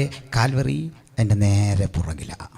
ഒരിക്കൽ അബ്രഹാം ഇസഹാക്കിനെ വിറകിലേക്ക് കിടത്തിയിട്ട് കയ്യിലിരുന്ന വാളുകൊണ്ട് അവനെ വെട്ടിമുറിക്കാൻ ഇങ്ങനെ ഉയരത്തിലേക്ക് കരമുയർത്തി, ഈ കരം വായുവിൽ ഒന്ന് മിന്നിമറഞ്ഞ് താഴേക്ക് വരുമ്പോൾ ഒരു ശബ്ദം, അബ്രഹാമേ. അബ്രഹാം തിരിഞ്ഞൊന്ന് നോക്കി. ആ നോട്ടം നേരെ പതിക്കുന്ന കാൽവറിയില്ല. ആ നോട്ടത്തിൽ മറ്റൊരു കാഴ്ച കണ്ടു. തൻ്റെ ഓമനക്കുമാരനെ കാൽവരിയുടെ കൊലമരത്തിൽ മാനവരാശിയുടെ പാപത്തിന് ഏൽപ്പിച്ചു കൊടുക്കുന്ന ദൈവപിതാവിൻ്റെ അതിമഹത്തായ ആ മനുഷ്യരാശിയോടുള്ള സ്നേഹത്തിൻ്റെ പ്രദർശനം. ആ പ്രദർശനത്തിൻ്റെ മുമ്പിൽ കർത്താവ് സ്വയം പ്രാണനെ യാഗമാക്കുന്നു. അബ്രഹാം കണ്ണുകൾ കൊണ്ട് അത് കണ്ടെന്നാണ് ഞാൻ ധരിക്കുന്നത്. ആ കണ്ണുകൊണ്ട ഒരു സിയോൻ മല കണ്ടു. ആ സിയോൻ മല കണ്ട് തൃപ്തിപ്പെടാതെ വന്നപ്പോൾ ഉള്ളം തട്ടുന്ന മറ്റൊരു കാഴ്ച കണ്ടു. ദൈവം ശില്പിയായി നിർമ്മിച്ചതും അടിസ്ഥാനമുള്ളതുമായ മറ്റൊരു മഹാനഗരം. ആ നഗരത്തിലേക്കുള്ള അബ്രഹാമിൻ്റെ യാത്ര, അവൻ്റെ കൊച്ചുമക്കളുടെ യാത്ര ഇന്നും തുടർന്നുകൊണ്ടേയിരിക്കുകയാണ്. ആ മഹാപ്രയാണത്തിൻ്റെ ഭാഗമായിട്ടാണ് 27ാമത് ജനറൽ കൺവെൻഷൻ ഇന്ന് രാത്രി ഇവിടെ നടക്കുന്നത്. Hallelujah, praise the Lord. അപ്പം നമുക്ക് അല്പം കൂടെ മുമ്പോട്ട് പോവാം. ഇത് വലിയ പ്രശ്നങ്ങളുടെ സ്ഥലമാണ്, ഏറ്റുമുട്ടലുകളുടെ സ്ഥലമാണ്. ഇന്ന് ഈ സ്ഥലം 3 മതങ്ങൾ പങ്കിട്ടെടുത്തിരിക്കുന്ന സ്ഥലമാണ്. അവിടെ ഭരിക്കുന്ന രാഷ്ട്രം ഇസ്രയേലാണെന്നറിയാമല്ലോ. ആ സ്ഥലത്ത് പണ്ട് അബ്രഹാം ഇസഹാക്കിനൊക്കെ യാഗം കഴിച്ച സ്ഥലത്താണ് പിൽക്കാലത്തെ യെറുസലേം ദേവാലയം ഇരുന്നത്. ആ ദേവാലയം ഇരുന്ന ഭൂപ്രദേശത്തിൻ്റെ പരിസരം, അവിടെ നിന്ന് 2 അറബി ദേവാലയങ്ങളുണ്ട്. അൽ അക്സ ടെമ്പിളും ഒരു മോസ്കുണ്ട്. 2 മോസ്കാണ്. അൽ അക്സ എന്നൊരു മോസ്ക്, മറ്റൊന്നിൻ്റെ പേര് ഒമറിൻ്റെ പള്ളി അഥവാ ഡോം ഓഫ് ദ റോക്ക്, അത് 2 ഉണ്ട്. ഇനി അതിൻ്റെ അടുത്ത് തന്നെ കാത്തലിക്സിൻ്റെ ഒരു ചർച്ചുണ്ട്. അതുകൂടാതെ ഈ ഭൂപ്രദേശത്തിൻ്റെ ഭരണത്തിൻ്റെ അധികാരം യഹൂദ മതത്തിനാണ്, അല്ലെങ്കിൽ യഹൂദ രാഷ്ട്രത്തിനാണ്. 3 രാഷ്ട്രങ്ങൾ അല്ലെങ്കിൽ 3 മതങ്ങൾ ഒരേപോലെ അവകാശവാദം ഉന്നയിക്കുന്ന ഭൂപ്രദേശം. ഇതാ ലോകത്തിലെ ഏറ്റവും വലിയ തർക്കഭൂമി എന്ന് ഞാൻ പറഞ്ഞത്. ഇതിൻ്റെ ഒരു ചുറ്റുമതിലുണ്ട്. ഈ ചുറ്റുമതിൽ പലയാവർത്തി പൊളിഞ്ഞുപോയി. ചിലപ്പോഴൊക്കെ അത് വീണ്ടും പുതുക്കി പണിതിട്ടുണ്ട്. ചില സാമ്രാട്ടുകൾ ഇടിച്ചു നിരത്തും, മറ്റൊരു രാജാവ് വന്നത് കെട്ടിക്കൊടുക്കും. അങ്ങനെയൊക്കെ അവിടുത്തെ രാഷ്ട്രീയ സാഹചര്യം. അവിടെ ഒരു കാഴ്ച കണ്ടു. ഇവിടെ ഈ ചുറ്റുമതിലിൽ കിഴക്ക് ഭാഗത്ത് ഒരു വാതിലുണ്ട്. അത് അടഞ്ഞു കിടക്കുകയാണ്. യെറുസലേമിൻ്റെ കിഴക്കേ വാതിൽ അടഞ്ഞു കിടക്കുകയാണ്. ഇന്ന് അടഞ്ഞൊന്നുമല്ല, കാലങ്ങൾക്കപ്പുറത്ത് അടഞ്ഞതാണ്. ഞാനിന്ന് രാത്രി വചനം പ്രസംഗിക്കുന്ന ഈ സമയം വരെ അത് തുറക്കാൻ ചങ്കൂറ്റമുള്ള ഒരുത്തനെയും കണ്ടില്ല. ആരെങ്കിലും ഉണ്ടെങ്കിൽ ഇനിയും സമയമുണ്ട്, തുറക്കാം. മനുഷ്യൻ അതിശക്തമായ ആയുധങ്ങൾ കണ്ടുപിടിച്ചു, വലിയ കോട്ടകൾ ഇടിച്ചു നിരത്താൻ പാകത്തിനുള്ള യന്ത്ര സാമഗ്രികൾ കണ്ടുപിടിച്ചു, ബുൾഡോസറുകൾ കണ്ടുപിടിച്ചു. പക്ഷെ കാലം ഇത്ര കഴിഞ്ഞിട്ടും യെറുസലേമിൻ്റെ കിഴക്കേ വാതിൽ തുറക്കാൻ ശക്തിയുള്ള ഒരുത്തനെയും കണ്ടില്ല. അതിങ്ങനെ അടഞ്ഞു കിടക്കുകയാണ്. ഇന്നും അടഞ്ഞു കിടക്കുന്ന ആ ഗേറ്റ് കാണാം. അടച്ച് സീൽ ചെയ്ത ആ ഗേറ്റിൻ്റെ പേര് ഗോൾഡൻ ഗേറ്റ് എന്നാണ്, സുവർണ വാതിൽ. യെറുസലേമിൻ്റെ കിഴക്കേ വാതിൽ. നിങ്ങൾക്ക് യെറുസലേമിൻ്റെ ആ ജോഗ്രഫിക്കൽ സ്ട്രക്ചർ ഒന്ന് മനസ്സിലായി എന്ന് കരുതുകയാണ്. 5 മലകൾ മുട്ടിയുരുമിക്കിടക്കുന്ന 8.3 ഏക്കർ ഭൂവിസ്തൃതിയുള്ള ഒരു സ്ഥലം. ആ മലയെല്ലാം ഒരു മല പോലെ വന്നിട്ട് ഒരു കുഴിയിൽ അസ്തമിക്കും. ആ കുഴിയിലൂടെ ഒരു നീർച്ചാല് ഒഴുകുന്നു, ഒരു തോട്. ആ തോടിൻ്റെ പേര് നിങ്ങളറിയും, കിദ്രോൻ. ഈ തോടിനക്കരെ മറ്റൊരു മല ഉയരുകയാണ്. അതൊരു വലിയ മല തന്നെയാണ്. ഇപ്പോൾ പറഞ്ഞ പോലെ മൊട്ടക്കുന്നല്ല, ഒരൽപ്പം വലിയൊരു മല. നമ്മുടെ നാട്ടിലൊക്കെ കാണുന്നത് പോലെ, കേരളത്തിലൊക്കെ കാണുന്ന തരത്തിലുള്ള ഉയരമുള്ളൊരു മല. നല്ല ആരോഗ്യവാനായ ഒരാൾ 20 മിനിറ്റ് 25 മിനിറ്റ് കൊണ്ട് ഇതിൻ്റെ മുകളിൽ ചെല്ലും. 1.5 മണിക്കൂർ വേണം, അരമണിക്കൂർ അത്രയെടുക്കും ഇതിൻ്റെ മുകളിൽ ചെല്ലാൻ. അപ്പോൾ ഈ മല നിങ്ങൾക്കേറെ പരിചിതമുള്ളതാണ്. അതിൻ്റെ പേര് ഒലിവ് മല എന്നാണ്. അപ്പോൾ യെറുസലേമിനെയും ഒലിവ് മലയും തമ്മിൽ വേർതിരിക്കുന്ന അതിരിൻ്റെ പേര് നിങ്ങൾ മനസ്സിലാക്കി, കിദ്രോൻ. ഈ കിദ്രോൻ കടന്ന് നമ്മൾ ആദ്യം ചെല്ലുന്ന സ്ഥലം ഒലിവ് മലയുടെ ഇങ്ങേ ചെരുവ്, അതിൻ്റെ പേര് ഗത്സമേന. ഗത്സമേന കടന്ന് അതിൻ്റെ മുകളിലെത്തിയ ശേഷം നമ്മൾ അങ്ങേ ചെരുവിലേക്കൊന്ന് ഇറങ്ങുക. അതും വളരെ പ്രധാനപ്പെട്ട സ്ഥലം, ലാസർ പാർത്ത ബെഥാന്യ. യെറുസലേമിൽ നിന്ന് ഒരു ശബത്ത് ദിവസത്തെ വഴി ദൂരം, ഏകദേശം 1 മൈൽ ദൂരം. അതാണ് ഒരു ശബത്ത് ദിവസത്തിൽ നടക്കാൻ അനുമതിയുള്ള ദൂരം, ഏകദേശം അത്രയും അകലമാണ് ഈ പറയപ്പെട്ട സ്ഥലം. ഇതൊക്കെ പറഞ്ഞ് എന്തിനാണെന്നറിയണ്ടേ? യേശു ഒരു ദിവസം ഇവിടെ വന്നു യെറുസലേമിലേക്ക്. അത് ദേവാലയമുണ്ട്. ദേവാലയം കൊണ്ട് സോളമൻ പണി കഴിപ്പിച്ചു. സോളമൻ പണി കഴിപ്പിച്ച ദേവാലയം നെബൂഖദ്നേസർ കൊള്ളയടിച്ചു. നെബൂഖദ്നേസർ കൊള്ളയടിച്ച് തകർത്തത് കാലമേറെ കഴിഞ്ഞപ്പോൾ കോറശിൻ്റെ കാലത്ത് അത് വീണ്ടും പുനർനിർമ്മിക്കപ്പെട്ടു. ആ ദേവാലയത്തിലേക്ക് നെബൂഖദ്നേസറിൻ്റെ കാലത്ത് നിന്നും 70 ആണ്ടുകൾ കഴിഞ്ഞപ്പോൾ ദൈവമക്കൾ തിരിച്ച് പലായനം ചെയ്തു. നെഹേമ്യാവിൻ്റെ കാലത്ത് മതിൽപ്പണി നടന്നു. എസ്രായുടെ കാലത്ത് നിയമങ്ങൾ ക്രോഡീകരിച്ചു. വീണ്ടും ആരാധന ശക്തിപ്പെട്ടു. ദേവാലയം അവിടെ ഉണ്ട്. യേശുവിൻ്റെ കാലത്തും ദേവാലയമുണ്ട്. ഇപ്പം ഞാനൊരു ചോദ്യം ചോദിക്കുക. ഒരു ആലയത്തെ ആലയമാക്കുന്ന ഘടകം എന്താണ്? നമ്മളൊരു പ്രസ്ഥാനമാണിത്. നമ്മെ ദൈവസഭയാക്കുന്ന ഘടകം എന്താ? ഒരാലയത്തെ ദൈവകൃപയുള്ളതാക്കി മാറ്റുന്ന ഘടകമെന്താ? അതിലെ കമ്മിറ്റിക്കാരാരാണ്? അതാണോ? എത്ര കോടി വരുമാനം കിട്ടും? അതാണോ? എത്ര ജനാവലി തടിച്ചുകൂടും? അതാണോ? ഞാൻ പറയും അല്ല. ഒരാലയത്തിൻ്റെ മഹത്വം അതിൽ വ്യാപരിക്കുന്ന ദൈവ സാന്നിധ്യമാണ്. ഹല്ലേലൂയ. ദൈവ സാന്നിധ്യം വ്യാപരിക്കുന്നില്ലെങ്കിൽ ആലയം ആലയമല്ല. മരത്തണലിരുന്ന് പ്രാർത്ഥിക്കുമ്പോൾ അവിടെ ദൈവസാന്നിധ്യം വ്യാപരിക്കുകയും ജെറുസലേം ദേവാലയത്തിലിരിക്കുമ്പോൾ വ്യാപരിക്കയില്ലയും ചെയ്താൽ അതിൻ്റെ അർത്ഥം എന്താണെന്നറിയണ്ടേ? ദൈവപ്രസാദം ഇതിൻ്റെ പുറത്താണ്. സ്തോത്രം. അങ്ങനെയെങ്കിൽ ജെറുസലേം ദേവാലയത്തെക്കാൾ തമ്പുരാൻ വിലമതിക്കുന്ന ഒരു ദൈവ സാന്നിധ്യമുള്ളിടത്ത് നമ്മൾ ഇന്ന് വന്നിട്ടുള്ളത്. ദൂരങ്ങളിലിരുന്നും ദൈവത്തിൻ്റെ വചനം കേൾക്കുമ്പോൾ ഓർക്കണം, ഇവിടെ വ്യാപിക്കുന്ന ദൈവത്തിൻ്റെ കൃപ അവിടെയും അതേ അളവിൽ അതേ കൃപയിൽ ഒരുക്കപ്പെട്ട മനസ്സുകൾക്ക് മുമ്പിൽ ഇന്നും വ്യാപരിപ്പിക്കാൻ കഴിയുന്നവനെയാ നമ്മൾ ദൈവമേ എന്ന് വിളിക്കുന്നത്. ഹല്ലേലൂയ.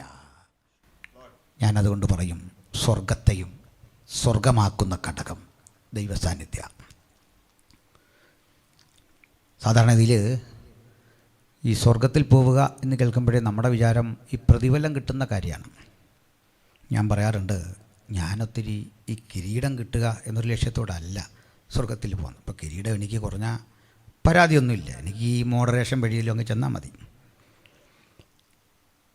എനിക്കൊരു സന്തോഷമില്ല. ഇപ്പോൾ പൊന്മണിമാല കിട്ടുന്നില്ലെന്ന് ഓർത്ത് പോകാതിരിക്കാൻ നോക്കുമോ? കിട്ടട്ടെ. അല്ല, കിരീടം കിട്ടാനായിട്ട് എന്താന്നേ നമ്മൾ ഈ ചെയ്തേക്കുന്നത്? തിരിഞ്ഞിരും ചിന്തിക്കുമ്പോഴാണ് മനസ്സിലാകുന്നത്. കിരീടം കിട്ടുമോ തരുമോ, ദൈവം എന്തെങ്കിലുമൊക്കെ തരട്ടെ, കർത്താവ് കരുണയുള്ളവരല്ലേ, കിരീടമൊക്കെ ഇഷ്ടം പോലെ തരും, പ്രശ്നമില്ല. പക്ഷേ സ്വർഗത്തെ സ്വർഗമാക്കുന്ന ഘടകം എനിക്കെന്തെല്ലാം കിട്ടുമെന്നല്ല, സ്വർഗത്തിൻ്റെ മഹത്വം യേശു അവിടെ ഉണ്ടെന്നുള്ളതാണ്. യേശു ഉള്ളത് കൊണ്ടാണ് സ്വർഗത്തിന് വില വരുന്നത്. സ്വർഗത്തിൻ്റെ മഹത്വം യേശുവാ. കുഞ്ഞാടതിൻ്റെ വിളക്കാണ്. പകൽ പ്രകാശിക്കാൻ സൂര്യനോ രാത്രി ചന്ദ്രനോ അവിടെ ആവശ്യമില്ല, രാത്രി അവിടെ ഇല്ലല്ലോ എന്ന തിരുവെഴുത്ത് പറയുന്നത്. ആ മനോഹാരിത, നിത്യനിത്യ യുഗങ്ങൾ കർത്താവിനോടുകൂടെ ജീവിക്കുന്ന അവസ്ഥാവിശേഷമാണ് നിത്യതയെക്കുറിച്ചുള്ള നമ്മുടെ പ്രത്യാശ. ആമേൻ. അപ്പോൾ ഞാൻ എന്തിനാ ഇത്രയും പറഞ്ഞ്? ഈ സ്ഥലത്ത് യേശു വന്നു യെരൂശലേമിൽ. അവിടെ ഒരുത്തനും കർത്താവിനെ വേണ്ട. കർത്താവിനെ വേണ്ടാത്തത് അവൻ്റെ കുഴപ്പം തന്നെയാണെന്ന് ഞാൻ പറയില്ല. അന്ന് കൂടിയതിനെ തന്നെ കുറ്റം പറയാൻ ഒക്കില്ലല്ലോ. എന്താ കാര്യം? ഈ കർത്താവ് വരുന്നു എന്നൊരു കാര്യം പ്രസംഗകരാകട്ടെ, അച്ഛന്മാരാകട്ടെ, പാസ്റ്റർമാരെല്ലാം നമ്മളെ പറഞ്ഞ് എങ്ങനെ ബോധ്യപ്പെടുത്തി? ഒരു യോഗം തുടങ്ങുമ്പോഴേ പറയും, ഇന്ന് രാത്രി കർത്താവ് വന്നിട്ടുണ്ട്, നിലയങ്കി ധരിച്ച്, ആ പറയപ്പെട്ട വെളിപ്പാടിലെ സംഭവം എല്ലാം പറഞ്ഞിട്ട് ചിലർ പറയുന്നത് തേജസ് വാരി ചുറ്റി വന്നു എന്നാണ്. ഞാനൊരാളുടെ ചോദിച്ചു, അതിനെ നന്നായിട്ട് ചുറ്റാനൊന്നും അറിയത്തില്ലായിരുന്നു. ഓടി വാരി വലിച്ച് നമ്മൾ ഈ പാൻറ്റുമൊക്കെ ഇട്ട് ഓടുന്ന പോലെ. അപ്പോൾ നമ്മൾ ഇത്രയും പറയുമ്പോൾ ആൾക്കൊരാവേശമാണ്, കാരണം തേജസ്സേറിയൊരു കർത്താവ്. ഞാൻ ചോദിക്കട്ടെ, യെരൂശലേമിൽ തേജസ്സുള്ളവനായൊരു കർത്താവ് നിന്നിരുന്നെങ്കിൽ നമ്മൾ ഈ ചിത്രത്തിലൊക്കെ കാണുന്ന പോലെ ഈ കളറടിച്ച ചുറ്റും ഒരു മഞ്ഞ പ്രഭാവലയമൊക്കെ ഉള്ള, അതിപ്പോൾ എല്ലാവരും വെക്കുന്നുണ്ട്, നേരിട്ട് കണ്ടാലില്ല, പടത്തിൽ എല്ലാവരും ആ തേജോ വലയം ഇങ്ങനെ വെക്കുന്നുണ്ട്. ഇതെല്ലാം ഉള്ള ഒരുവനായി യേശു യെരൂശലേമിൽ നിന്നാൽ സകല മനുഷ്യരും യേശുവിനെ അനുഗമിച്ചേനെ. ശരിയാണോ? ശരിയല്ലേ? അത്രയൊന്നും വേണ്ട. അതിലും അത്രയും നാലും ഒന്നും കഴിവില്ലാത്ത ആളുകൾ ടെക്നിക്ക് കൊണ്ട് ആളെ കൂട്ടുന്ന കാലമാണിന്ന്. മനസ്സിലായില്ലേ? ഫോട്ടോഷോപ്പിലെ സംവിധാനം കൊണ്ട് ആളെ ആകർഷിക്കുന്നൊരു ലോകത്ത് നമ്മുടെ കർത്താവ് ഇങ്ങനെ തേജസ് പ്രദർശിപ്പിച്ച് ഈ ഗലീലിയ വഴി ഒന്ന് നടന്നാൽ മതിയായിരുന്നു. ഒരു ചെറിയ സൂര്യ വെളിച്ചം തൻ്റെ ചുറ്റും, ഒരു തേജോ വലയം. നമുക്കാർക്കും ഇല്ലാത്തൊരു തേജോ വലയം. അങ്ങനെയൊന്നും ഉണ്ടായില്ല. നമ്മളെപ്പോലൊരു മനുഷ്യൻ. ഉപദേശം എന്തായി പറയുന്നത്? ഞാൻ കാര്യമായി പറഞ്ഞേ. കർത്താവ് ശരിക്കും നമ്മളോടും പറഞ്ഞു തന്നൊരു കാര്യം കാത്തിരിക്കുന്നവരറിയണം. ഞാൻ നിൻ്റെ അടുത്ത് വന്നിരുന്നു, നീ അറിഞ്ഞായിരുന്നോ? എപ്പോ? ഞാനല്ലേ കഴിഞ്ഞ ദിവസം വിശക്കുന്നവനായിട്ട് നിൻ്റെ അടുത്ത് വന്നു, നഗ്നനായിട്ട് വന്നു. നീ എനിക്ക് ഭക്ഷണം തന്നില്ല, നീ എന്നെ കൈക്കൊണ്ടില്ല, നീ എന്നെ അറിഞ്ഞില്ല.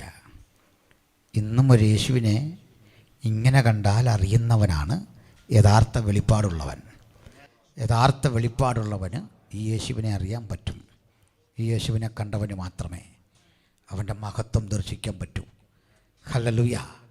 അത് കൃത്രിമ പ്രഭാവലയങ്ങളല്ല, ഇവനിൽ ഞാൻ അനുഭവിക്കുന്നൊരു ദൈവ സാന്നിധ്യം. അത് കണ്ടറിയാത്തൊരു കുടുംബം യേശുവുമായിട്ടിങ്ങനെ പോവുക. ഒരു കുടുംബമാണ്. സത്യത്തിൽ അതൊരു ഭാര്യയും ഭർത്താവുമാണ് എമ്മോസ് വഴി പോയത്. ശിഷ്യന്മാർ എന്ന് പറയുമ്പോൾ ഒരാളൊരു സ്ത്രീയും ഒരു പുരുഷനാണ്, ഭാര്യയും ഭർത്താവാണ്. ആ പോകുന്നവരുടെ കൂടെ യേശു കൂടി കാര്യങ്ങളൊക്കെ പറഞ്ഞുകൊണ്ടിരുന്നപ്പോൾ യേശു പറയാണ്, മന്ദബുദ്ധികളെ. നമ്മളാണെ അന്നേരം പറയും ആവശ്യമില്ലാത്തൊന്നും വിളിക്കരുത്. പക്ഷേ യേശു അങ്ങനെ വിളിച്ചാൽ അതും ഒരു സുഖമാണ്. പ്രൈസല്ലോ. യേശു സാത്താനേന്ന് വിളിച്ചാൽ അതൊരു സുഖമാണ്. സ്നേഹമില്ലാത്തവൻ സാറേന്ന് വിളിച്ചാൽ, പാസ്റ്റേന്ന് വിളിച്ചാൽ, അച്ചാന്ന് വിളിച്ചാൽ സുഖമുണ്ടോ? ഒരു സന്തോഷമില്ല കാര്യത്തിൽ. എന്നാൽ സ്നേഹമുള്ളവൻ എടാന്ന് വിളിച്ചൊരു സുഖമാണ്. ഞാൻ ഈ മണക്കാലയിൽ സെമിനാറിൽ പ്രസംഗിക്കാനായിട്ടില്ല. ഇപ്പം എൻ്റെ സാറുണ്ടോ അവിടെ, സ്റ്റീഫൻ സാറ്. എന്നെ ഇങ്ങനെ അവരെല്ലാം ആദരവോടെ സ്വീകരിച്ചപ്പോൾ നീ എന്നടാ നേരത്തെ വന്നതെന്ന് ചോദിച്ചു. സാറ് എടാന്ന് വിളിക്കുന്നത് കേൾക്കാനൊരു ഭംഗിയാണ്, അതിൻ്റെ സുഖം പ്രത്യേകത. വലിയ സ്നേഹം തോന്നി. കാരണം സ്നേഹമുള്ളവൻ്റെ സംബോധന അതിനകത്തുണ്ട്. ശാസന, കരുണ എല്ലാം ഉണ്ട്. സ്തോത്രം. അതിന് തെളിവേ പെൺകുട്ടികളുള്ള അപ്പന്മാരിവിടെ ഉണ്ടല്ലോ. ആ ഉദാഹരണം പറഞ്ഞില്ലേ നോക്കൂ.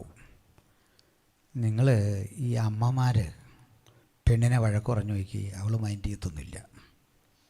അമ്മ എത്ര വഴക്ക് പറഞ്ഞ പെണ്ണ് മൈൻഡ് ചെയ്യത്തൊന്നുമില്ല. പപ്പ ഒന്ന് പറഞ്ഞു നോക്കി, അവൾ അന്ന് കർത്താല ഭക്ഷണം കഴിക്കുകയില്ല. അമ്മയാണെന്ത് പറയും, അവൾക്ക് വേണ്ടേ കഴിക്കണ്ട, എടുത്തു വെച്ചേ, ഫുഡ് എടുത്തു വെച്ചേ. ഫുഡെല്ലാം എടുത്തു വെച്ചു. അവളെന്ത്, അവൾക്ക് വേണ്ട. നമ്മളിങ്ങനെ ഒന്ന് കറിയൊക്കെ ഒഴിച്ചങ്ങോട്ട് തുടങ്ങും, കുഞ്ഞകത്ത് കിടക്കുക. അപ്പയ്ക്ക് കഴിക്കാൻ പറ്റുമോ? അപ്പം പതുക്കെ ചെല്ലും, വന്നേ കുഞ്ഞിങ്ങി വന്നേ. അവൾ ഒന്നുകൂടെ അങ്ങ് മസിൽ പിടിക്കുക. ഇങ്ങോട്ട് ചേർത്ത് പിടിക്കുമ്പോൾ അവളുടെ കണ്ണങ്ങ് നിറയും. അവൾ അരികിലിരുന്നില്ലെങ്കിൽ പപ്പയ്ക്ക് ഊണ് വരികയില്ല. ഇതുപോലെ ആ സ്വർഗത്തിലെ അപ്പനും ഒത്തിരി അവൻ നമ്മെ ശിക്ഷിക്കും, ഒത്തിരി വഴക്ക് പറയും. ഈ മനസ്സ് നിറിയാൽ അവനപ്പം തിരിച്ചറിയാൻ പറ്റും. ഈ സ്വാതന്ത്ര്യം ദൈവത്തിങ്കിൽ നിന്ന് ആസ്വദിക്കുന്ന കർത്താവിൻ്റെ മക്കളെ ഓർത്തുകൊണ്ട് ഞാൻ ദൈവത്തെ സ്തുതിക്കുന്നു. ചിലപ്പോഴൊക്കെ നമ്മൾ സമൂഹത്തെ കണ്ടിട്ട് പറയില്ലേ, ദൈവശിക്ഷ അവന്. ദൈവശിക്ഷ കിട്ടി എത്ര പേരുണ്ട്? നമുക്കും കിട്ടട്ടെ. കാരണം അവൻ ശിക്ഷിച്ച അതിനകത്തൊരു സുഖമുണ്ട് പ്രിയപ്പെട്ടവരെ. എൻ്റെ കാരണം കുഞ്ഞിനെ തല്ലി പരിക്കേൽപ്പിച്ചിട്ട് അവൻ്റെ തുടയിലൊക്കെ അടിയുടെ പാടാ. ആ പാടുള്ള ഇടത്തേക്ക് ഈ അപ്പൻ തന്നെ ഇങ്ങനെ കൈകൊണ്ട് തഴുകുമ്പോൾ അവൻ അനുഭവിക്കുന്നൊരു സുഖമുണ്ട്. സ്വർഗത്തിലെ അപ്പൻ എത്ര ആവർത്തി എന്നെ തല്ലിയിരിക്കുന്നു. തെറ്റിപ്പോകുമ്പോഴൊക്കെ അവൻ നേരെ കൊണ്ടുവരാൻ ഒട്ടേറെ ശിക്ഷകൾ തന്ന ഒരു ശരീരം കൊണ്ടാ നീ ഞാനും ഇന്ന് രാത്രി ഇവിടെ വന്നിട്ടുള്ളത്. ദൈവത്തിൻ്റെ പൈതലേ, ശിക്ഷയുടെ തെളിവുകൾ കാട്ടി നിൽക്കുമ്പോഴും മറുതലത്തിൽ ആരും കാണാത്ത ആശ്വാസത്തിൻ്റെ കരം കൊണ്ട് അവൻ നമ്മെ ആശ്വസിപ്പിക്കുന്നുവെങ്കിൽ ഈ സന്ദേശം കേൾക്കുന്ന ദൈവത്തിൻ്റെ മക്കളെ, ആ കരം എന്നും ശക്തമായി നമ്മെ തഴുകിക്കൊണ്ടിരിക്കുന്ന ഒരു മനോഹര രാത്രി. കർത്താവ് അവിടെ ചെന്നപ്പോൾ അവർക്ക് വേണ്ട, ആർക്കും വേണ്ട. അവർ നോക്കിയത് യോഗ്യതയൊന്നും കർത്താവിൽ കാണുന്നില്ല. കർത്താവ് അവിടുന്ന് തിരികെ പോരുമ്പോൾ പറയാ, മക്കളെ, നിന്നൊക്കെ ഞാൻ കോഴി തൻ്റെ കുഞ്ഞുങ്ങളെ ചിറകടിയിൽ കാത്തു സൂക്ഷിക്കും പോലെ സൂക്ഷിക്കാൻ എനിക്ക് മനസ്സായിരുന്നു. നിനക്ക് മനസ്സ് വന്നില്ല. ഞാൻ പോവാ. പക്ഷെ ഒരു ദിവസം ഞാൻ ഇതുവഴി വരും. അന്ന് നിങ്ങൾ എന്നെ കല്ലെറിഞ്ഞൊടിച്ച് നിങ്ങൾ പറയും, നീ യഹോവ അയച്ചിട്ട് വന്ന യഹോവയുടെ നാമത്തിൽ വരുന്നവനാ. നീ വാഴ്ത്തപ്പെട്ടവൻ, വാഴ്ത്തപ്പെട്ടവൻ, വാഴ്ത്തപ്പെട്ടവൻ. യേശു അവിടുന്ന് പോയി. ഏതാനും ദിവസങ്ങൾക്കുള്ളിൽ കർത്താവ് ക്രൂശിക്കപ്പെട്ടു, മരിച്ചു, അടക്കപ്പെട്ടു, ഉയർത്തെഴുന്നേറ്റു. 40 ദിനരാത്രങ്ങൾ തൻ്റെ ശിഷ്യഗണങ്ങൾക്ക് പ്രത്യക്ഷനായി. 500 പേർക്ക് വരെ അവൻ ഒരുമിച്ച് പ്രത്യക്ഷനായി ബോധ്യപ്പെടുത്തി താൻ ജീവിച്ചിരിക്കുന്നു. ഇന്ന് പിതാവിൻ്റെ മഹിമയുടെ വലത്ത് ഭാഗത്ത് നമുക്ക് വേണ്ടി മധ്യസ്ഥ അണയ്ക്കുന്നു. 2000 ആണ്ടുകൾ ഈ മധ്യസ്ഥതയുടെ യുഗം തുടർന്നു കൊണ്ടിരിക്കുന്നു. ഇപ്പോഴും ഈ മധ്യസ്ഥത അവിടെ തുടർന്നു കൊണ്ടേയിരിക്കുന്നു. ഇതുവരെ അവൻ വന്നിട്ടില്ല. ആ വരവിനെക്കുറിച്ചുള്ള ആഹ്വാനവും അതേക്കുറിച്ചുള്ള ചിന്തകളുമാണ് ഞങ്ങൾ പ്രസംഗത്തിലൂടെ ആവിഷ്കരിക്കുന്നത്. ഈ പാടുന്ന പാട്ട്, ഈ നടക്കുന്ന യോഗം, ഇവിടെ നടക്കുന്ന സകല കാര്യാദികളും ആ ഒരു അനുഭവത്തിന് വേണ്ടി സഭയെ ഒരുക്കുക, ദേശത്തെ അതിനുവേണ്ടി സജ്ജരാക്കുക എന്നുള്ളതാണ്. പ്രിയപ്പെട്ടവരെ, അതോട് ബന്ധപ്പെട്ടുള്ള ഒരു ലക്ഷണം മാത്രമാണ് നമ്മുടെ ചിന്തക്ക് ആധാരം. കർത്താവ് ഇവിടുന്ന് പോയി ഈ മലമുകളിൽ ചെല്ലുക, ഒലിമലയുടെ മുകളിൽ. അപ്പോൾ ശിഷ്യന്മാരിൽ ചിലരുടെ അടുത്ത് വന്നിട്ട് ചോദിച്ചു, ഗുരു, നീ ഞങ്ങളോട് നീ വീണ്ടും വരുമെന്നും രാജ്യം യഥാസ്ഥാനത്താക്കുമെന്നും ഒക്കെ പറഞ്ഞു. ഞങ്ങൾക്കറിയണ ഒരു കാര്യം, നിന്റെ വരവിനും യുഗാവസാനത്തിനും അടയാളമെന്തെന്ന് പറഞ്ഞു തരണം. ലോകാവസാനം എന്ന് കിടപ്പുണ്ട്, അതല്ല ശരി, യുഗാവസാനം. ശരി പരിഭാഷ എങ്ങനെയാണ്? നിന്റെ വരവിനും യുഗാവസാനത്തിനും അടയാളമെന്തെന്ന് പറഞ്ഞു തരണം. യേശു ആദ്യം പറഞ്ഞു, ആരും നിങ്ങളെ തെറ്റിക്കാതിരിക്കാൻ നോക്കണം. ഞാൻ യേശു എന്ന് പറഞ്ഞ് അനേകർ വരും. നിന്നും അങ്ങനെ വന്നുകൊണ്ടിരിക്കുക.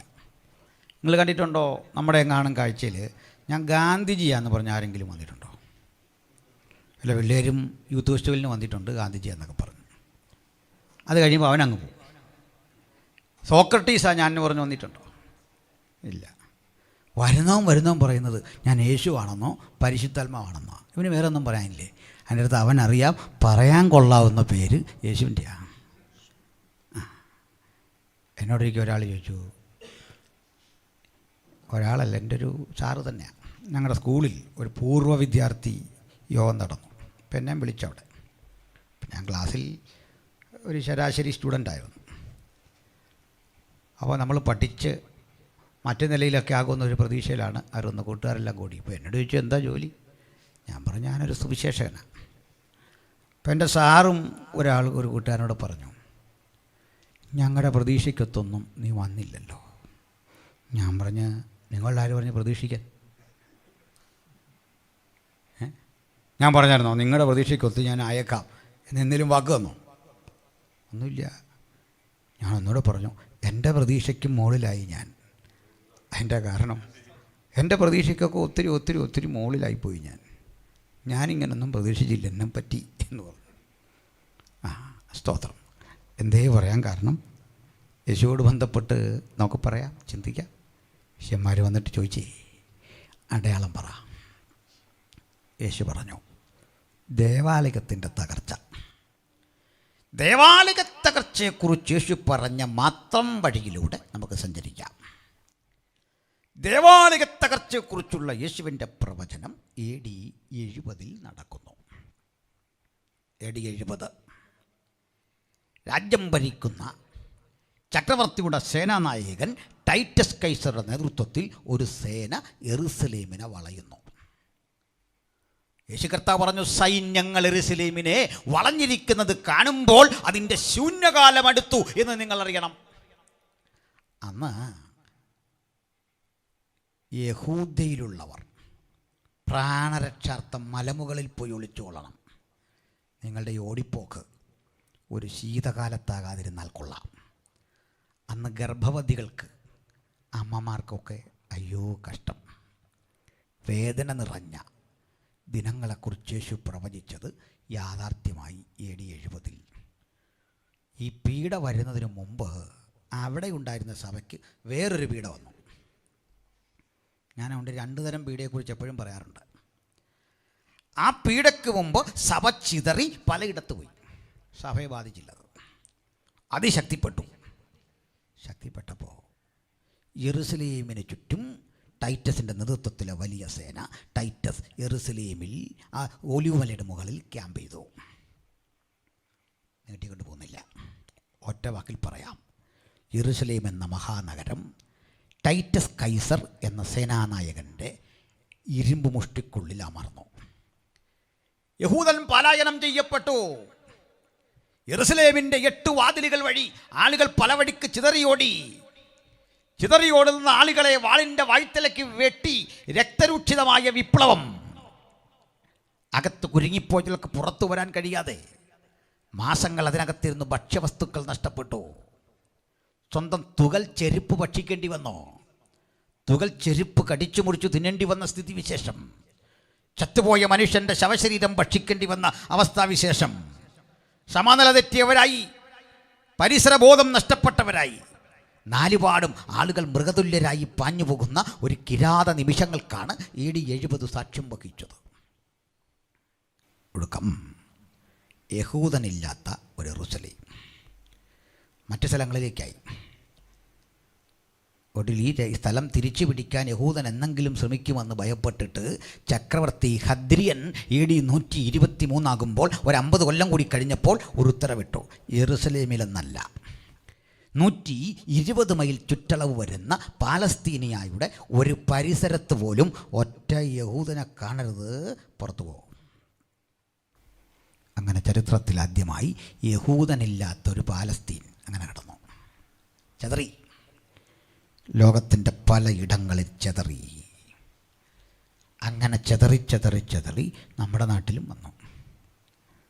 നമ്മുടെ നാട്ടിൽ വന്നെന്ന് ഈ കേരളത്തിൽ അന്ന്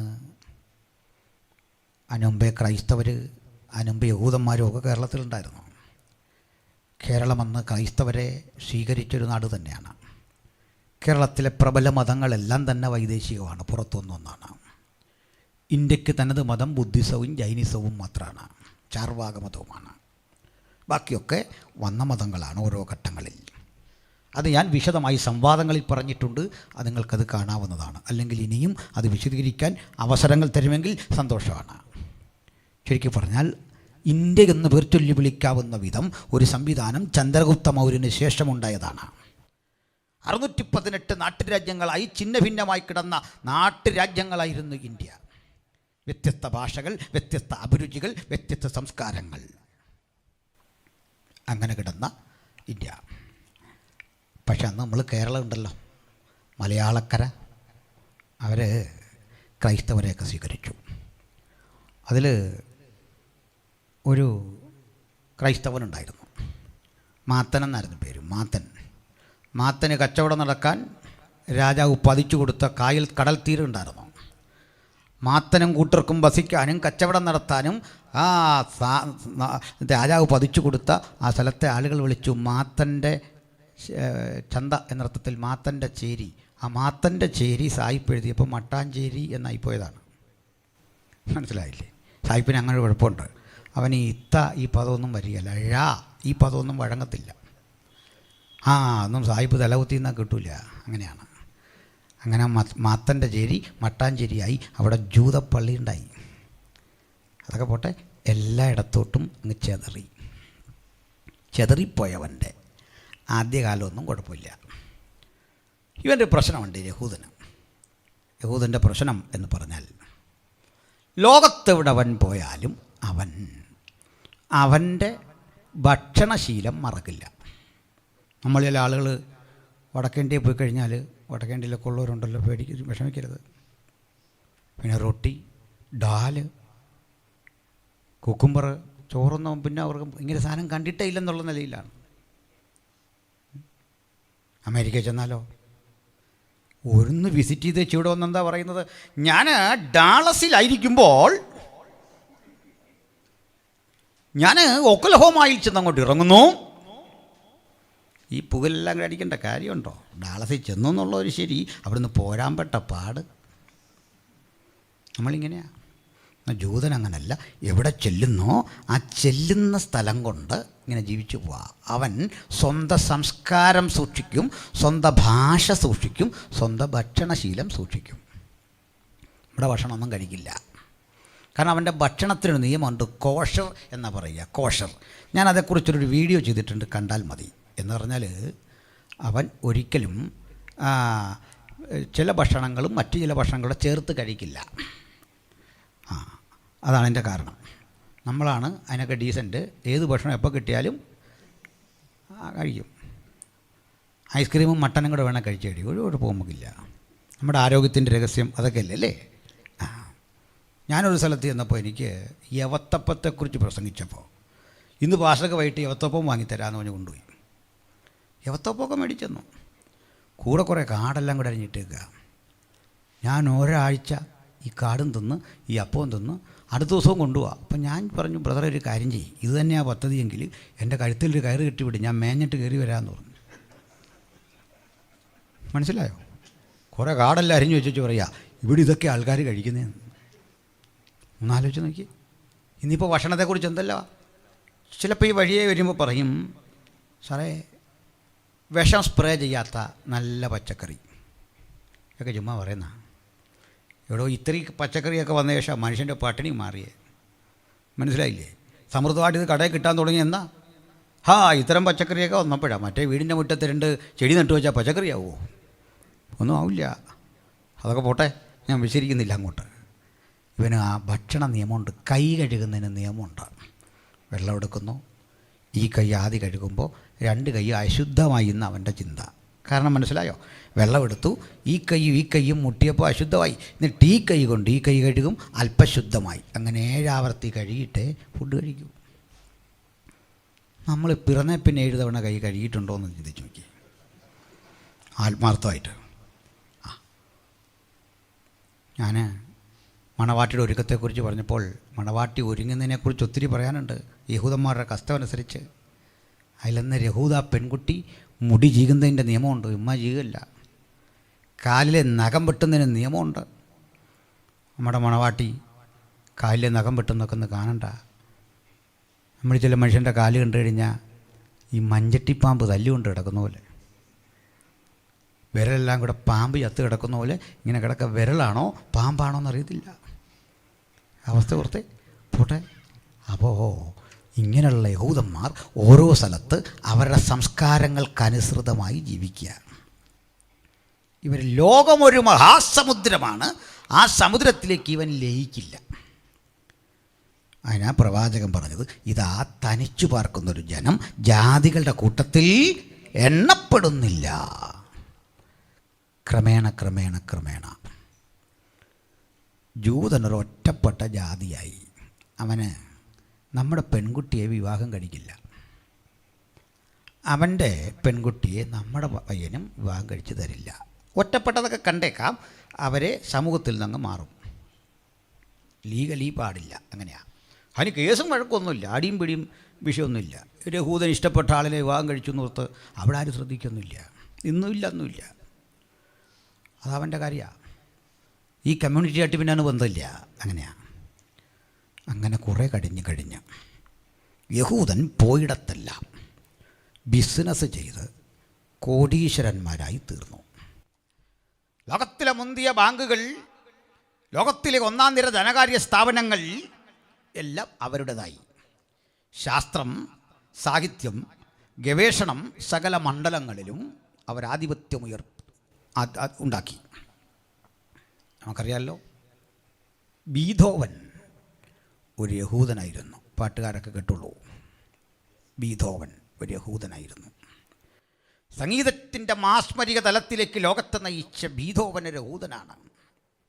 ആൽബർട്ട് ഐൻസ്റ്റീൻ ഒരു യഹൂദനായിരുന്നു. കാൾ മാർക്സ് ഒരു യഹൂദനായിരുന്നു. സിഗ്മണ്ട് ഫ്രോയിഡ് ഒരു യഹൂദനായിരുന്നു. റോബർട്ട് ബ്രൗണിംഗ് ഒരു യഹൂദനായിരുന്നു. ഒത്തിരിയുണ്ട് പറയാൻ അവരെക്കുറിച്ച്. ഗ്രഹാം ബെൽ കുച്ച് ഒരു യഹൂദനായിരുന്നു. മൈക്കൽ ഫാരഡെ ഒരു യഹൂദനായിരുന്നു. അങ്ങനെ ലോകത്തിന് ഏറ്റവും മികവുറ്റ ശാസ്ത്ര സാങ്കേതിക സംഭാവനകൾ കൊടുത്തതല്ല യഹൂദന്മാർ. ഇന്ന് യഹൂദന്മാർ ഏറെ ആക്രമിക്കപ്പെടുന്നത് സോഷ്യൽ മീഡിയയിലാണ്. ആ സോഷ്യൽ മീഡിയയിലെ ഏറ്റവും പ്രധാനപ്പെട്ട ഒരു സംഗതിയാണല്ലോ ഫേസ്ബുക്ക്. അതുണ്ടാക്കിയവൻ യഹൂദനാണ്. അത് വെച്ച് അവനെ ഈ തെറി പറയുന്നില്ല. മനസ്സിലായോ? അതൊക്കെ പോട്ടെ. അവന് നമ്മൾ തെറി പറയുമ്പോഴും വലിയ സന്തോഷം. അവന് കാശ് കിട്ടുക. ഒരു തവണ നമ്മൾ കയറുമ്പോഴേക്ക് അവന് കിട്ടേണ്ട അവിടെ കിട്ടിക്കൊണ്ടിരിക്കുക. നമ്മൾ ചീത്തയോ തെറിയോ എന്തെങ്കിലും പറഞ്ഞോട്ടെന്നോർത്ത് അവനിരിക്കുകയാണ്. പോട്ടെ. അങ്ങനെ ലോകാധിപത്യം പിടിച്ചെടുത്ത യഹൂദൻ്റെ ആദ്യഘട്ടം കഴിഞ്ഞു. അടുത്ത ഘട്ടമാകുമ്പോഴേക്കും യഹൂദൻ പീഡിപ്പിക്കപ്പെടാൻ തുടങ്ങി. ലോകത്തിലെ പല രാഷ്ട്രങ്ങൾ യഹൂദനോട് ഒരസ്പർശ്യത ഉണ്ടാക്കി. യഹൂദൻ ലോകത്തെ ബാധിച്ച ക്യാൻസറാണ്, അവനെ മുറിച്ചു മാറ്റണം. പ്രമുഖങ്ങളായ ലോകരാഷ്ട്രങ്ങൾ വിടക്ക് കണ്ണുകളോട് അവനെ കാണാൻ തുടങ്ങി, ഒഴിവാക്കാൻ ശ്രമം നടത്തി. ഒത്തിരി വിശദീകരിക്കാനുണ്ട്, ഞാൻ കിടക്കണില്ല, ചിലത് മാത്രം പറയാം. ജർമ്മനിയിൽ ഹിറ്റ്ലർ, ഇറ്റലിയിൽ മുസോളിനി, റഷ്യയിൽ സർചക്രവർത്തിമാർ കിരാതമായ യഹൂദപീഡയുടെ ഓരോ മണ്ഡലങ്ങളിൽ കൂടി കടന്നുപോയി. ഹിറ്റ്ലർ യഹൂദനെ പീഡിപ്പിച്ച രീതികൾ വിവരണാതീതമായിരുന്നു. കലാലയങ്ങളിൽ പഠിക്കുന്ന കുട്ടികൾക്ക് നേരെ വർണ്ണവെറിയുടെയും വിവേചനത്തിൻ്റെയും അവസ്ഥാവിശേഷങ്ങൾ ഉണ്ടാക്കി. ഒരു കുട്ടിക്ക് എത്ര കഠിന പരിശ്രമം ചെയ്ത് ജയിച്ചാലും ജയിച്ച കുട്ടി യഹൂദനാണെങ്കിൽ പറയും ഇവൻ കോപ്പിയടിച്ചതാണ്. നേരായ വഴിയിലല്ല അവൻ്റെ ജയം. മുന്തിയ ഫീസ് കൊടുക്കണം, യാതൊരു ആനുകൂല്യങ്ങളും ഒരു പരിഗണനയും സ്കൂളിൽ നിന്നില്ല. അതൊക്കെ പോകട്ടെ. ഒരു വാഹനത്തിൽ തദ്ദേശവാസിയായൊരു മനുഷ്യനും യഹൂദനും യാത്ര ചെയ്താൽ സീറ്റിലിരിക്കാൻ നിർവാഹമില്ല. അഥവാ ഇരുന്നാൽ നാട്ടുകാരൻ വരുമ്പോൾ എഴുന്നേറ്റ് നിൽക്കണം, സീറ്റ് കൊടുക്കണം, ഇരട്ടി കൂലിയും കൊടുക്കണം. കാര്യം ചോദിച്ചാൽ പറയും ബിക്കോസ് യു ആർ എ ജൂ, നീ ഒരു ജൂതനാണ്, നീ ശപിക്കപ്പെട്ടവനാണ്, നീ യേശുവിനെ ക്രൂശിച്ചവനാ, കുറ്റം ചുമത്തി അവഹേളിച്ച് അപമാനിച്ചവനെ മറ്റും. ജർമ്മനിയിലെ പല കടകളിലും എഴുതി വെച്ചു യഹൂദന്മാർക്ക് പ്രവേശനമില്ല. പലയിടങ്ങളിലും എഴുതി വെച്ചു നായ്ക്കൾക്കും ജൂതനും പ്രവേശനമില്ല. ആ വിധത്തിൽ ആക്ഷേപ ശരവർഷങ്ങൾ കൊണ്ടവനെ ഒതുക്കാൻ ശ്രമിച്ചു. മറുവശത്തിനെയും ചില കാഴ്ചകളുണ്ട്.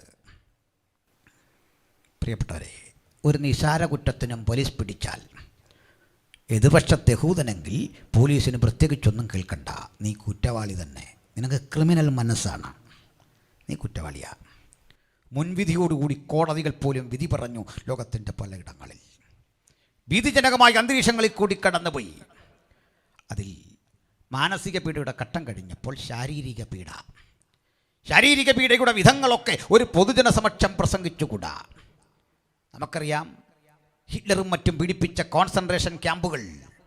വലിച്ചു കെട്ടിയ മുള്ളുവേലിക്കുള്ളിലേക്ക് 90 ഡിഗ്രി ആംഗിളിൽ വലിച്ചു കെട്ടിയ മുള്ളുവേലികൾക്കിടയിൽ കൂടി നഗ്നരാക്കി യഹൂദന്മാരെ ഓടിക്കുക.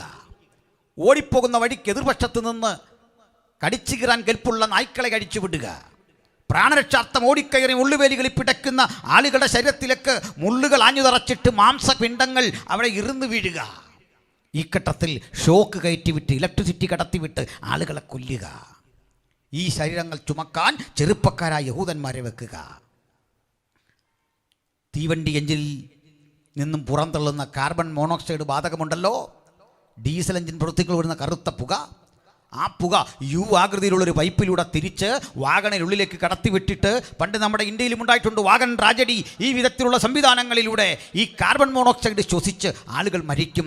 നല്ല സുന്ദരന്മാരാണ് യഹൂദന്മാർ. അവർ കറുത്ത് കരിവാളിച്ച് അവിടെ വീഴും. ഈ വീണ് കിടക്കുന്ന ശവശരീരം ഒരു മനുഷ്യൻ്റെതേതോ എന്നുപോലും അറിയാൻ കഴിയാത്ത വിധത്തിൽ ആരുടേതെന്നറിയാതെ മറ്റ് യഹൂദന്മാർ ചുമന്നുകൊണ്ട് കത്തിക്കാൻ പോകുകയാണ്. ഒരു യഹൂദൻ ഈ ശരീരം ചുമന്നു കൊണ്ടുപോകുമ്പോൾ കൊണ്ടുപോകുന്നതിൻ്റെ അപ്പനെയാണോ അമ്മയാണോ സഹോദരനെയാണോ സഹോദരിയാണോ എന്നറിയാതെ അങ്ങനെ കൊണ്ടുപോകാം. ഈ മനുഷ്യനെ കത്തിച്ച് ശേഖരിക്കുന്ന കൊഴുപ്പ് കൊണ്ട് സോപ്പുണ്ടാക്കുക. അവൻ്റെ ശരീരം കത്തിച്ച ചാരം കൊണ്ട് വളമാക്കി മാറ്റുക. സ്ത്രീകളെയും മറ്റും പീഡിപ്പിച്ച രീതികൾ ഒരു പൊതുജന സമക്ഷം പറയാൻ വയ്യ. ചിലത് മാത്രം ഞാൻ പറയാം. ഗർഭസ്ഥ അവസ്ഥയിലിരിക്കുന്ന അമ്മയെ അല്ലെങ്കിൽ ഗർഭവതിയായ ഒരു സ്ത്രീയെ മരവിപ്പിക്കാതെ അവളുടെ ഉദരം കീറുക, ഗർഭസ്ഥ ശിശുവിനെ വലിച്ചു പുറത്തെടുക്കുക, ഈ ശിശുവിനെ കൊന്നുടച്ചു പരുവപ്പെടുത്തി ഒരു ലിക്വിഡാക്കി മാറ്റുക, അതുകൊണ്ട് സൗന്ദര്യവർദ്ധക വസ്തുക്കൾ ഉണ്ടാക്കുക, മനുഷ്യ ശരീരത്തിൻ്റെ ത്വക്കിനോട് അലൈൻമെൻറ്റ് കൃത്യമായി കിട്ടാൻ ഈ ലിക്വിഡ് പ്രയോജനപ്പെടുത്തുക, യൂറോപ്പിൻ്റെ വിപണിയിൽ ഷാമ്പുവായി അതല്ലെങ്കിൽ സൗന്ദര്യവർദ്ധക വസ്തുക്കളായി സോപ്പായിട്ട് വ്യത്യസ്ത തരത്തിലുള്ള ഇത്തരത്തിലുള്ള ഉപയോഗ വസ്തുക്കളായി മനുഷ്യ ശരീരം മാറാൻ തുടങ്ങി. താരതമ്യേന സുന്ദരന്മാരാണ് യഹൂദന്മാർ. അവരെ ത്വക്ക് ഉരിഞ്ഞെടുത്ത് സംസ്കരിച്ച് വാനിറ്റി ബാഗുകൾ ഉണ്ടാക്കി ശിങ്കാരി മാനുകളുടെ തോലാണെന്നുള്ള വ്യാജേന യൂറോപ്പിൻ്റെ വിപണിയിൽ വിറ്റഴിച്ചു. ഒന്നും രണ്ടും പേരല്ല, 1,10,00,000 പേരെ ഹിറ്റ്ലർ ജീവകാലത്ത് വകവരുത്തി. 60 ലക്ഷവും യഹൂദന്മാർ. ഒരു വസ്തുതയുണ്ട്. നമ്മുടെ കർത്താവിനെ ക്രൂശിക്കാൻ വിളിക്കുമ്പോൾ കുറ്റബോധം കൊണ്ടൊടുവിൽ പീലാത്തോസ് ഒരു കാര്യം പറഞ്ഞു: ഈ നീതിമാൻ്റെ രക്തത്തിൽ എനിക്ക് പങ്കില്ല. കണ്ടുനിന്ന ജൂതപ്പരീക്ഷകൾ പറഞ്ഞു: ആ രക്തം ഞങ്ങളുടെ മേലും ഞങ്ങളുടെ തലമുറ മേലും വരട്ടെ.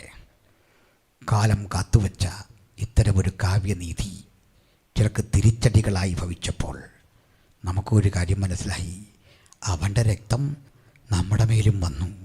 നമ്മുടെ പ്രാർത്ഥന നമ്മുടെ സന്തതി മേലും വരണം അനുഗ്രഹമായി. അവൻ്റെ പുത്രൻ്റെ രക്തം സകല പാപവും പോക്കി നമ്മെ ശുദ്ധീകരിക്കുന്നു. അവൻ്റെ പുത്രൻ്റെ രക്തത്തിൽ നമുക്ക് അതിക്രമങ്ങളുടെ മോചനം എന്ന വീണ്ടെടുപ്പുണ്ട്. ആ വീണ്ടെടുപ്പ് കരഗതമാക്കിയവരുടെ പേരാ ദൈവത്തിൻ്റെ സഭ. ഉലകമാശകലം ചിതറിയ യഹൂദൻ ഇങ്ങനെ പീഡനപർവങ്ങളിൽ കൂടി കടന്നു പോകുമ്പോൾ ഫസ്റ്റ് വേൾഡ് വാറാണ് അവർ തിരികെ വരാൻ വഴിയൊരുങ്ങിയത്. ഒത്തിരി വിശദീകരണമുണ്ട്, ഞാൻ ആ വഴി പോകുന്നില്ല. ഒത്തിരി സംഭവങ്ങൾ. ഫസ്റ്റ് വേൾഡ് വാർ കഴിയുമ്പോൾ ജൂതന് സ്വന്തം രാജ്യത്ത് പ്രവേശനം കിട്ടി എന്ന് മാത്രം ഞാൻ പറയുന്നു. ഏറ്റുമുട്ടലുടെ ചരിത്രമുണ്ട്. ഒന്നാം ലോക മഹായുദ്ധം കഴിഞ്ഞു, സ്വദേശത്തേക്ക് യഹൂദൻ മടങ്ങിച്ചെന്നു. രണ്ടാം ലോകമഹായുദ്ധം കഴിഞ്ഞു. 1948 മെയ് മാസം 14-ാം തീയതി ജൂതന് പ്രത്യേകിച്ച് ആരുടെയും പിന്തുണയോ സംരക്ഷണമോ ഇല്ലാതെ അവർ തീരുമാനിച്ചുറച്ചു: ഞങ്ങൾ ഇന്നു മുതൽ ഒരാശ്രിത രാജ്യമല്ല, സ്വതന്ത്രവും പരമാധികാരവുമുള്ള ഒരു റിപ്പബ്ലിക്കാണ്.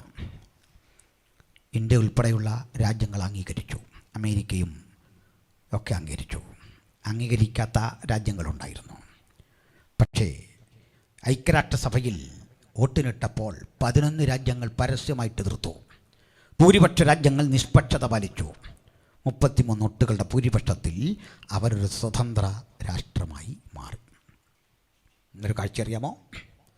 ലോകത്ത് ഏറ്റവും അധികം ആയുധങ്ങൾ നിർമ്മിക്കുന്ന രാഷ്ട്രം അവരാണ്.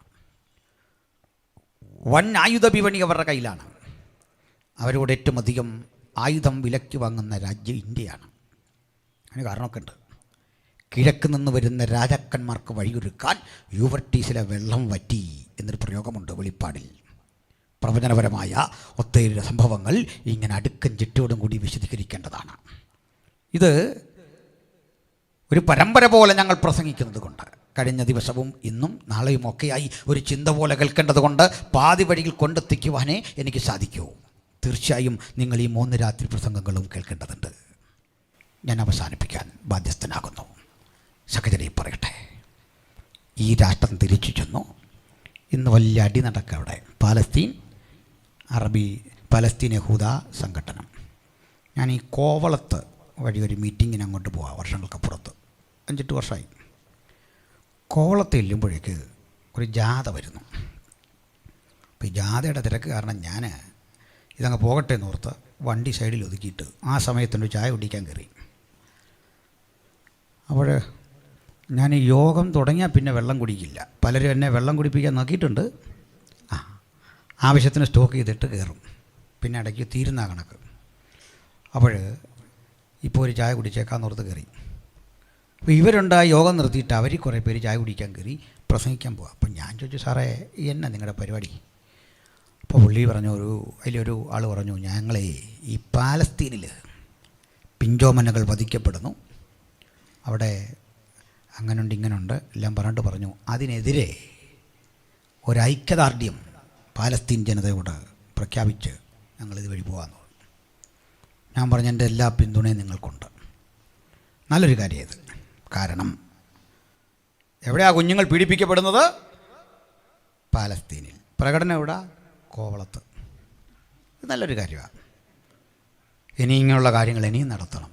സമയം കിട്ടുവാണെങ്കിൽ പാലസ്തീനിൽ കൂടെ പോകണം, അങ്ങോട്ട് ചെല്ലണം. നിന്നെ പുകച്ച് കത്തിച്ച് ചാരമാക്കി ഇങ്ങോട്ട് അയക്കും. എന്താ മനസ്സിലാക്കിയിരിക്കുന്നത്? അതൊക്കെ കണ്ടു മനസ്സിലാക്കണ സംഭവം എന്താന്ന്. പട്ടാളം 9ാം ക്ലാസ്സിൽ പഠിക്കുമ്പോഴേ പെൺകുട്ടികൾ ചിട്ടയുള്ള കേണൽമാരായിട്ടാണ് പുറത്ത് വരുന്നല്ല, കണ്ടീഷനായിട്ട് അങ്ങോട്ട് നിൽക്കുകയാണ്. കുതിരകളെ കൊടുത്തിരിക്കുക. നമ്മളിവിടെ സ്കൂട്ടർ മേടിച്ച് കൊടുക്കുന്നതിന് പകരം കുതിര. ഈ മലയൊന്നും കളയാൻ പാടില്ല. സ്വതസിദ്ധമായ ആ മലകൾ ജനുവിനായിട്ട് കിടക്കണം. അവിടെയൊക്കെ ഇങ്ങനെ പട്രോളിങ്ങിന് പോകുന്ന കുതിരപ്പുറത്താണ്. കൊച്ചു പെൺകുട്ടികൾ യുദ്ധസന്നദ്ധരായിട്ട് വരിക. എങ്ങോട്ട് നോക്കിയാലും സ്ത്രീകളാണ്. ടാക്സി ഓടിക്കുന്ന സ്ത്രീകൾ, പ്രധാനപ്പെട്ട ഗവേഷണ കേന്ദ്രങ്ങളിൽ സ്ത്രീകൾ. അപ്പോൾ പ്രധാനപ്പെട്ട ഇടങ്ങളിൽ, വിശേഷിച്ച് ആ സെക്യൂരിറ്റിയൊക്കെ ഉള്ള മേഖലകളില്ലേ, അതെല്ലാം ഹോം അഫയേഴ്സിലെല്ലാം സ്ത്രീകളാണ്. വെറുതെ വെച്ചേക്കുന്നല്ല. പ്രവാചകൻ പറഞ്ഞു, അന്നാളിൽ അവരുടെ സ്ത്രീകൾ അവരുടെ പുരുഷനെ കാക്കും. കേട്ടല്ലോ? അതിനൊരെൻ്റെ പൊന്നച്ച, നമുക്ക് കുറേ സ്ത്രീകൾ, കൂലി ഞാൻ പറയുന്നില്ല. അന്നാളിൽ അവരുടെ സ്ത്രീകൾ അവരുടെ പുരുഷനെ കാക്കുമെന്നു. ഇപ്പോൾ കാക്കണമെന്നൊന്നും നമുക്കില്ല, എങ്ങനെയും ഒന്ന് ജീവിച്ചു പോകാൻ. വളരെ ഒരു അനുവാദം തന്നാൽ മതി, അതായി പറഞ്ഞു വരുന്നത്. അല്ല, കാക്കണമെന്ന് ഇല്ല. ഇതാണ് പാലസ്തീൻ. പോട്ടെ, രാജ്യം അഭിവൃദ്ധിപ്പെട്ടു. 120 മൈൽ ചുറ്റളവേ ഉള്ളൊരു ചെറിയ രാജ്യം. അതിനകത്താണ് zone A, zone B, zone C എന്ന് പറഞ്ഞ് 3 ഇടത്തായി പാലസ്തീനികൾ കിടക്കുന്നത്. ബേദലൊക്കെ പാലസ്തീനികളുടെ കയ്യിലാണ്. പക്ഷെ പവർ മിലിറ്ററിക്കാണ്, ഇസ്രയേൽ മിലിറ്ററിക്കാണ്. ഇസ്രയേൽ മിലിറ്ററിയുടെ കൺട്രോളിലാണ് ഈ പാലസ്തീൻ. സ്വതന്ത്ര രാജ്യമൊന്നും അല്ലത്. ഇവരെ പ്രധാന തർക്കം ഈ ദേവാലയം ഇരിക്കുന്ന സ്ഥലമാണ്. ഇത് ഞങ്ങളുടെയാണ് അറബികൾ, ഞങ്ങളുടെയാണ് യഹൂദന്മാർ. കിട്ടിയാലിരിക്കട്ടെ എന്ന് ക്രിസ്ത്യാനി നോക്കി നിൽക്കുക, ഒത്താ ഞങ്ങളുടെ ആക്കാവുന്നു. യെരൂശലേം ദേവാലയം ഇരുന്ന സ്ഥലമേ, കിട്ടുവാണെങ്കിൽ നമ്മുടെ ആക്കണം. നടക്കാൻ പോകുന്നില്ല. പിന്നെ ക്രൈസ്തവനതറിയാം, അത് കുട്ടി മാറി നിൽക്കുകയാണ്. പക്ഷെ അപ്പുറത്ത് പെരുത്തടിയാണ്. തങ്ങൾക്ക് വേണം ശക്തിമത്തായ അടി. ഈ അടിയൊക്കെ നടന്ന് ഇവിടെല്ലാം പിടിച്ചെടുക്കാൻ ശ്രമിക്കുമ്പോൾ രണ്ടാവർത്തിയും പലസ്തീനികൾക്ക് പൂർണ്ണ ആധിപത്യം കിട്ടേണ്ട 2 ഘട്ടം അവർ തോറ്റുപോയി. യെരൂശലേമിൻ്റെ 7 വാതിലും തല്ലിപ്പൊളിച്ചവർ പുറത്തിറങ്ങി. 8ാമത്തെ വാതിൽ തല്ലിപ്പൊളിക്കാൻ ശ്രമിക്കുമ്പോൾ 2 തവണ നോക്കിയിട്ടും പറ്റിയില്ല. ഒത്തിരി വിശരിക്കാനുണ്ടത് തന്നെ. അപ്പോൾ ചോദിച്ചു, ഇതെന്താ നമുക്കിത് പൊളിക്കാൻ പറ്റാത്ത കിഴക്കേ വാതിൽ? ഒരു യഹൂദ അറബി മറുപടി പറഞ്ഞു, ആ വാതിൽ എന്തുകൊണ്ട് പൊളിക്കാൻ പറ്റില്ല എന്ന് പാസ്റ്ററെ, മൈക്കുണ്ടോ കയ്യിൽ? ഒന്ന് വായിച്ചോളൂ. യെസക്കേൽ പ്രവചനം 47-ന്റെ 1 മുതൽ ഒന്ന് വായിച്ചാട്ടെ. കിഴക്കേ വാതിൽ എന്തുകൊണ്ട് അടഞ്ഞു കിടക്കുന്നു? അനന്തരം അവൻ എന്നെ വിശുദ്ധ മന്ദിരത്തിന്റെ കിഴക്കോട്ട് ദർശനമുള്ള വിശുദ്ധ മന്ദിരത്തിന്റെ കിഴക്കോട്ട് ദർശനമുള്ള പുറത്തെ ഗോപുരത്തിങ്കലേക്ക് കൊണ്ടുവന്നു. കിഴക്കേ വാതിൽക്കൽ. എന്നാൽ അത് അടച്ചിരുന്നു.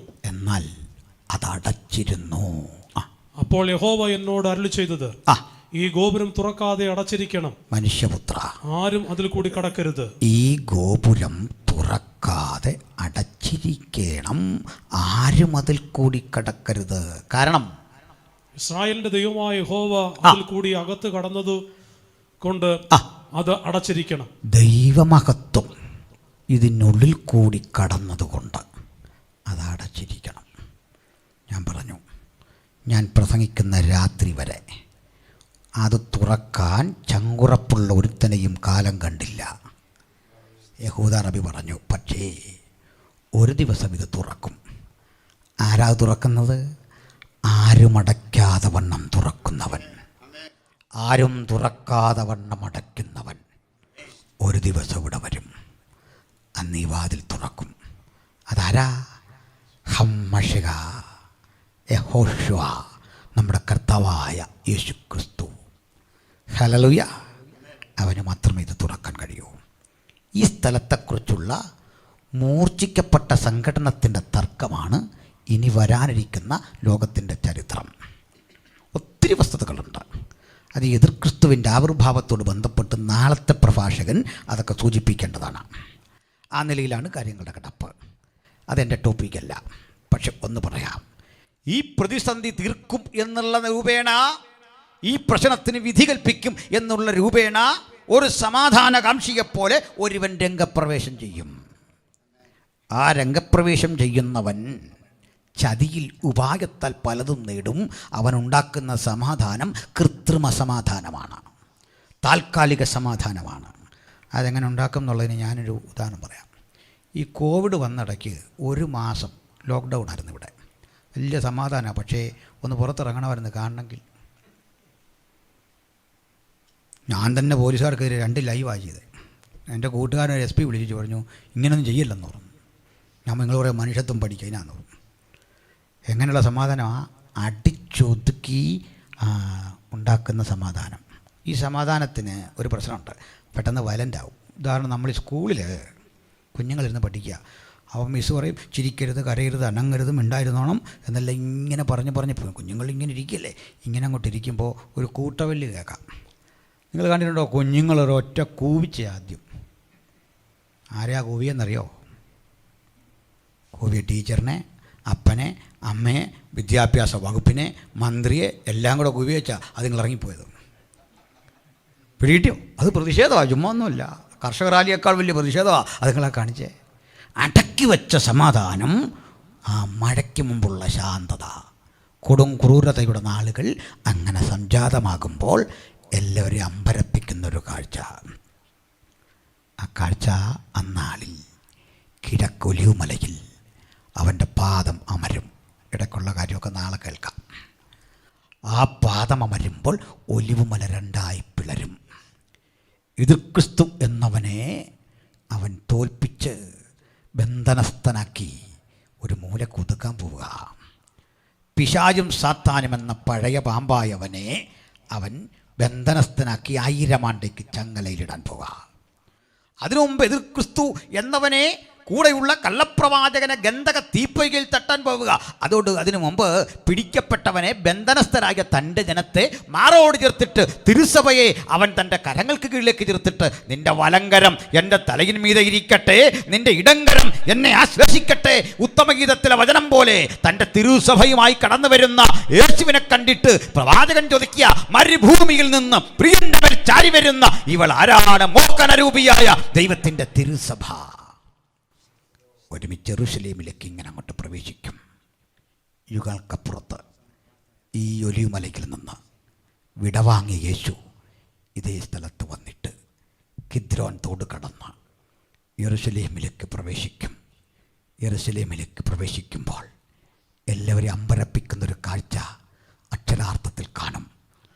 പതിറ്റാണ്ടുകളായി, അല്ല നൂറ്റാണ്ടുകളായി, സഹസ്രാബ്ദങ്ങളായി അടഞ്ഞു കിടക്കുന്ന യെരൂശലേമിൻ്റെ വാതിൽ രണ്ടായി തുറക്കപ്പെടും. ഈ രംഗം ആത്മാവിൽ കണ്ടുകൊണ്ട് പണ്ട് ദാവീദ് എഴുതി വെച്ചു, വാതിലുകളെ നിങ്ങളുടെ തലകൾ ഉയർത്തുവിൻ, പണ്ടയുള്ള കതകുകളെ ഉയർന്നിരിപ്പിൻ, മഹത്വത്തിൻ്റെ രാജാവ് പ്രവേശിക്കട്ടെ. മഹത്വ രാജാവായവൻ സർവഭൂമിക്കും രാജാവായിരിക്കുന്നു, ഒരു ചാതുര്യകീർത്തനം പാടുവീൻ എന്ന് സങ്കീർത്തനത്തിൽ കാണുന്നു. ഈ രാത്രി ഈ ചിന്തകൾ ഇവിടെ അവസാനിക്കുമ്പോൾ ഈ പ്രസംഗം അതിൻ്റെ പാതി വഴിയിൽ നിൽക്കുന്നു. എനിക്ക് ശേഷം ഒരു കർത്തൃദാസൻ അതിനെ പൂരിപ്പിക്കാൻ വരുന്നു. എങ്കിലും ഒന്ന് പറഞ്ഞ് ഇങ്ങനെ ഞാൻ നിർത്തട്ടെ, ഒരു ഉപസംഹാരം വേണമല്ലോ. പ്രിയരെ, അറിയുക, നമ്മുടെ കർത്താവ് വരാറായി. അവിടുത്തെ രാജ്യം യാഥാർത്ഥ്യമാകാൻ പോകുന്നു. നിഴലുകൾ പൊരുളുകളാകുന്ന ഈ കാലത്തിൻ്റെ സായം സന്ധ്യയിൽ യേശുവിനെ കൂടാതെ ഒരാളെങ്കിലും ഉണ്ടെങ്കിൽ കൈവിടപ്പെടാതിരിക്കുവാൻ അവൻ്റെ ബലമുള്ള കരങ്ങൾക്ക് കീഴിൽ നമുക്ക് താണിരിക്കാം. നാഥാ, നിന്റെ വരവിനായി എന്നെയും ഒരുക്കണമേ എന്ന് പ്രാർത്ഥിക്കാം. 27ാമത് കൺവെൻഷൻ ഇന്ന് രാത്രി ഇവിടെ പര്യവസാനിക്കും. നാളെ ഇതിൻ്റെ അടുത്ത ദിവസമുണ്ട്. പക്ഷേ ഈ യോഗം എന്ന് തീരുമ്പോൾ ഒന്ന് ഉറപ്പിച്ചു പോകണം, എൻ്റെ രക്ഷ, എൻ്റെ നിത്യത. ആ നിത്യതയ്ക്ക് ആരെങ്കിലും പുറത്തു നിൽക്കുന്നെങ്കിൽ ഇപ്പോഴാകുന്നു സുപ്രസാദ കാലം, ഇപ്പോഴാകുന്നു രക്ഷാ ദിവസം. ഈ നല്ല കർത്താവിന് ഹൃദയം കൊടുക്കാം, സ്നാനമേൽക്കാം, യേശുവിനെ അനുഗമിപ്പാം, നിറവിൻ ജീവിതം നയിക്കാം, കർത്തൃവേലയിൽ പ്രയോജനപ്പെടാം. ആ അനുഗ്രഹിക്കപ്പെട്ട ജീവിതത്തെ കാംക്ഷിച്ചുകൊണ്ട് ജീവിതം നയിപ്പാൻ തമ്പുരാൻ നമ്മളെല്ലാവരെയും പ്രാപ്തരാക്കട്ടെ എന്ന പ്രാർത്ഥനയിൽ ഞാൻ ഉപസംഹരിക്കുന്നു. കർത്തൃദാസന്മാർക്ക് എല്ലാവർക്കും നന്ദി. ഈ വചനങ്ങളാൽ കർത്തർ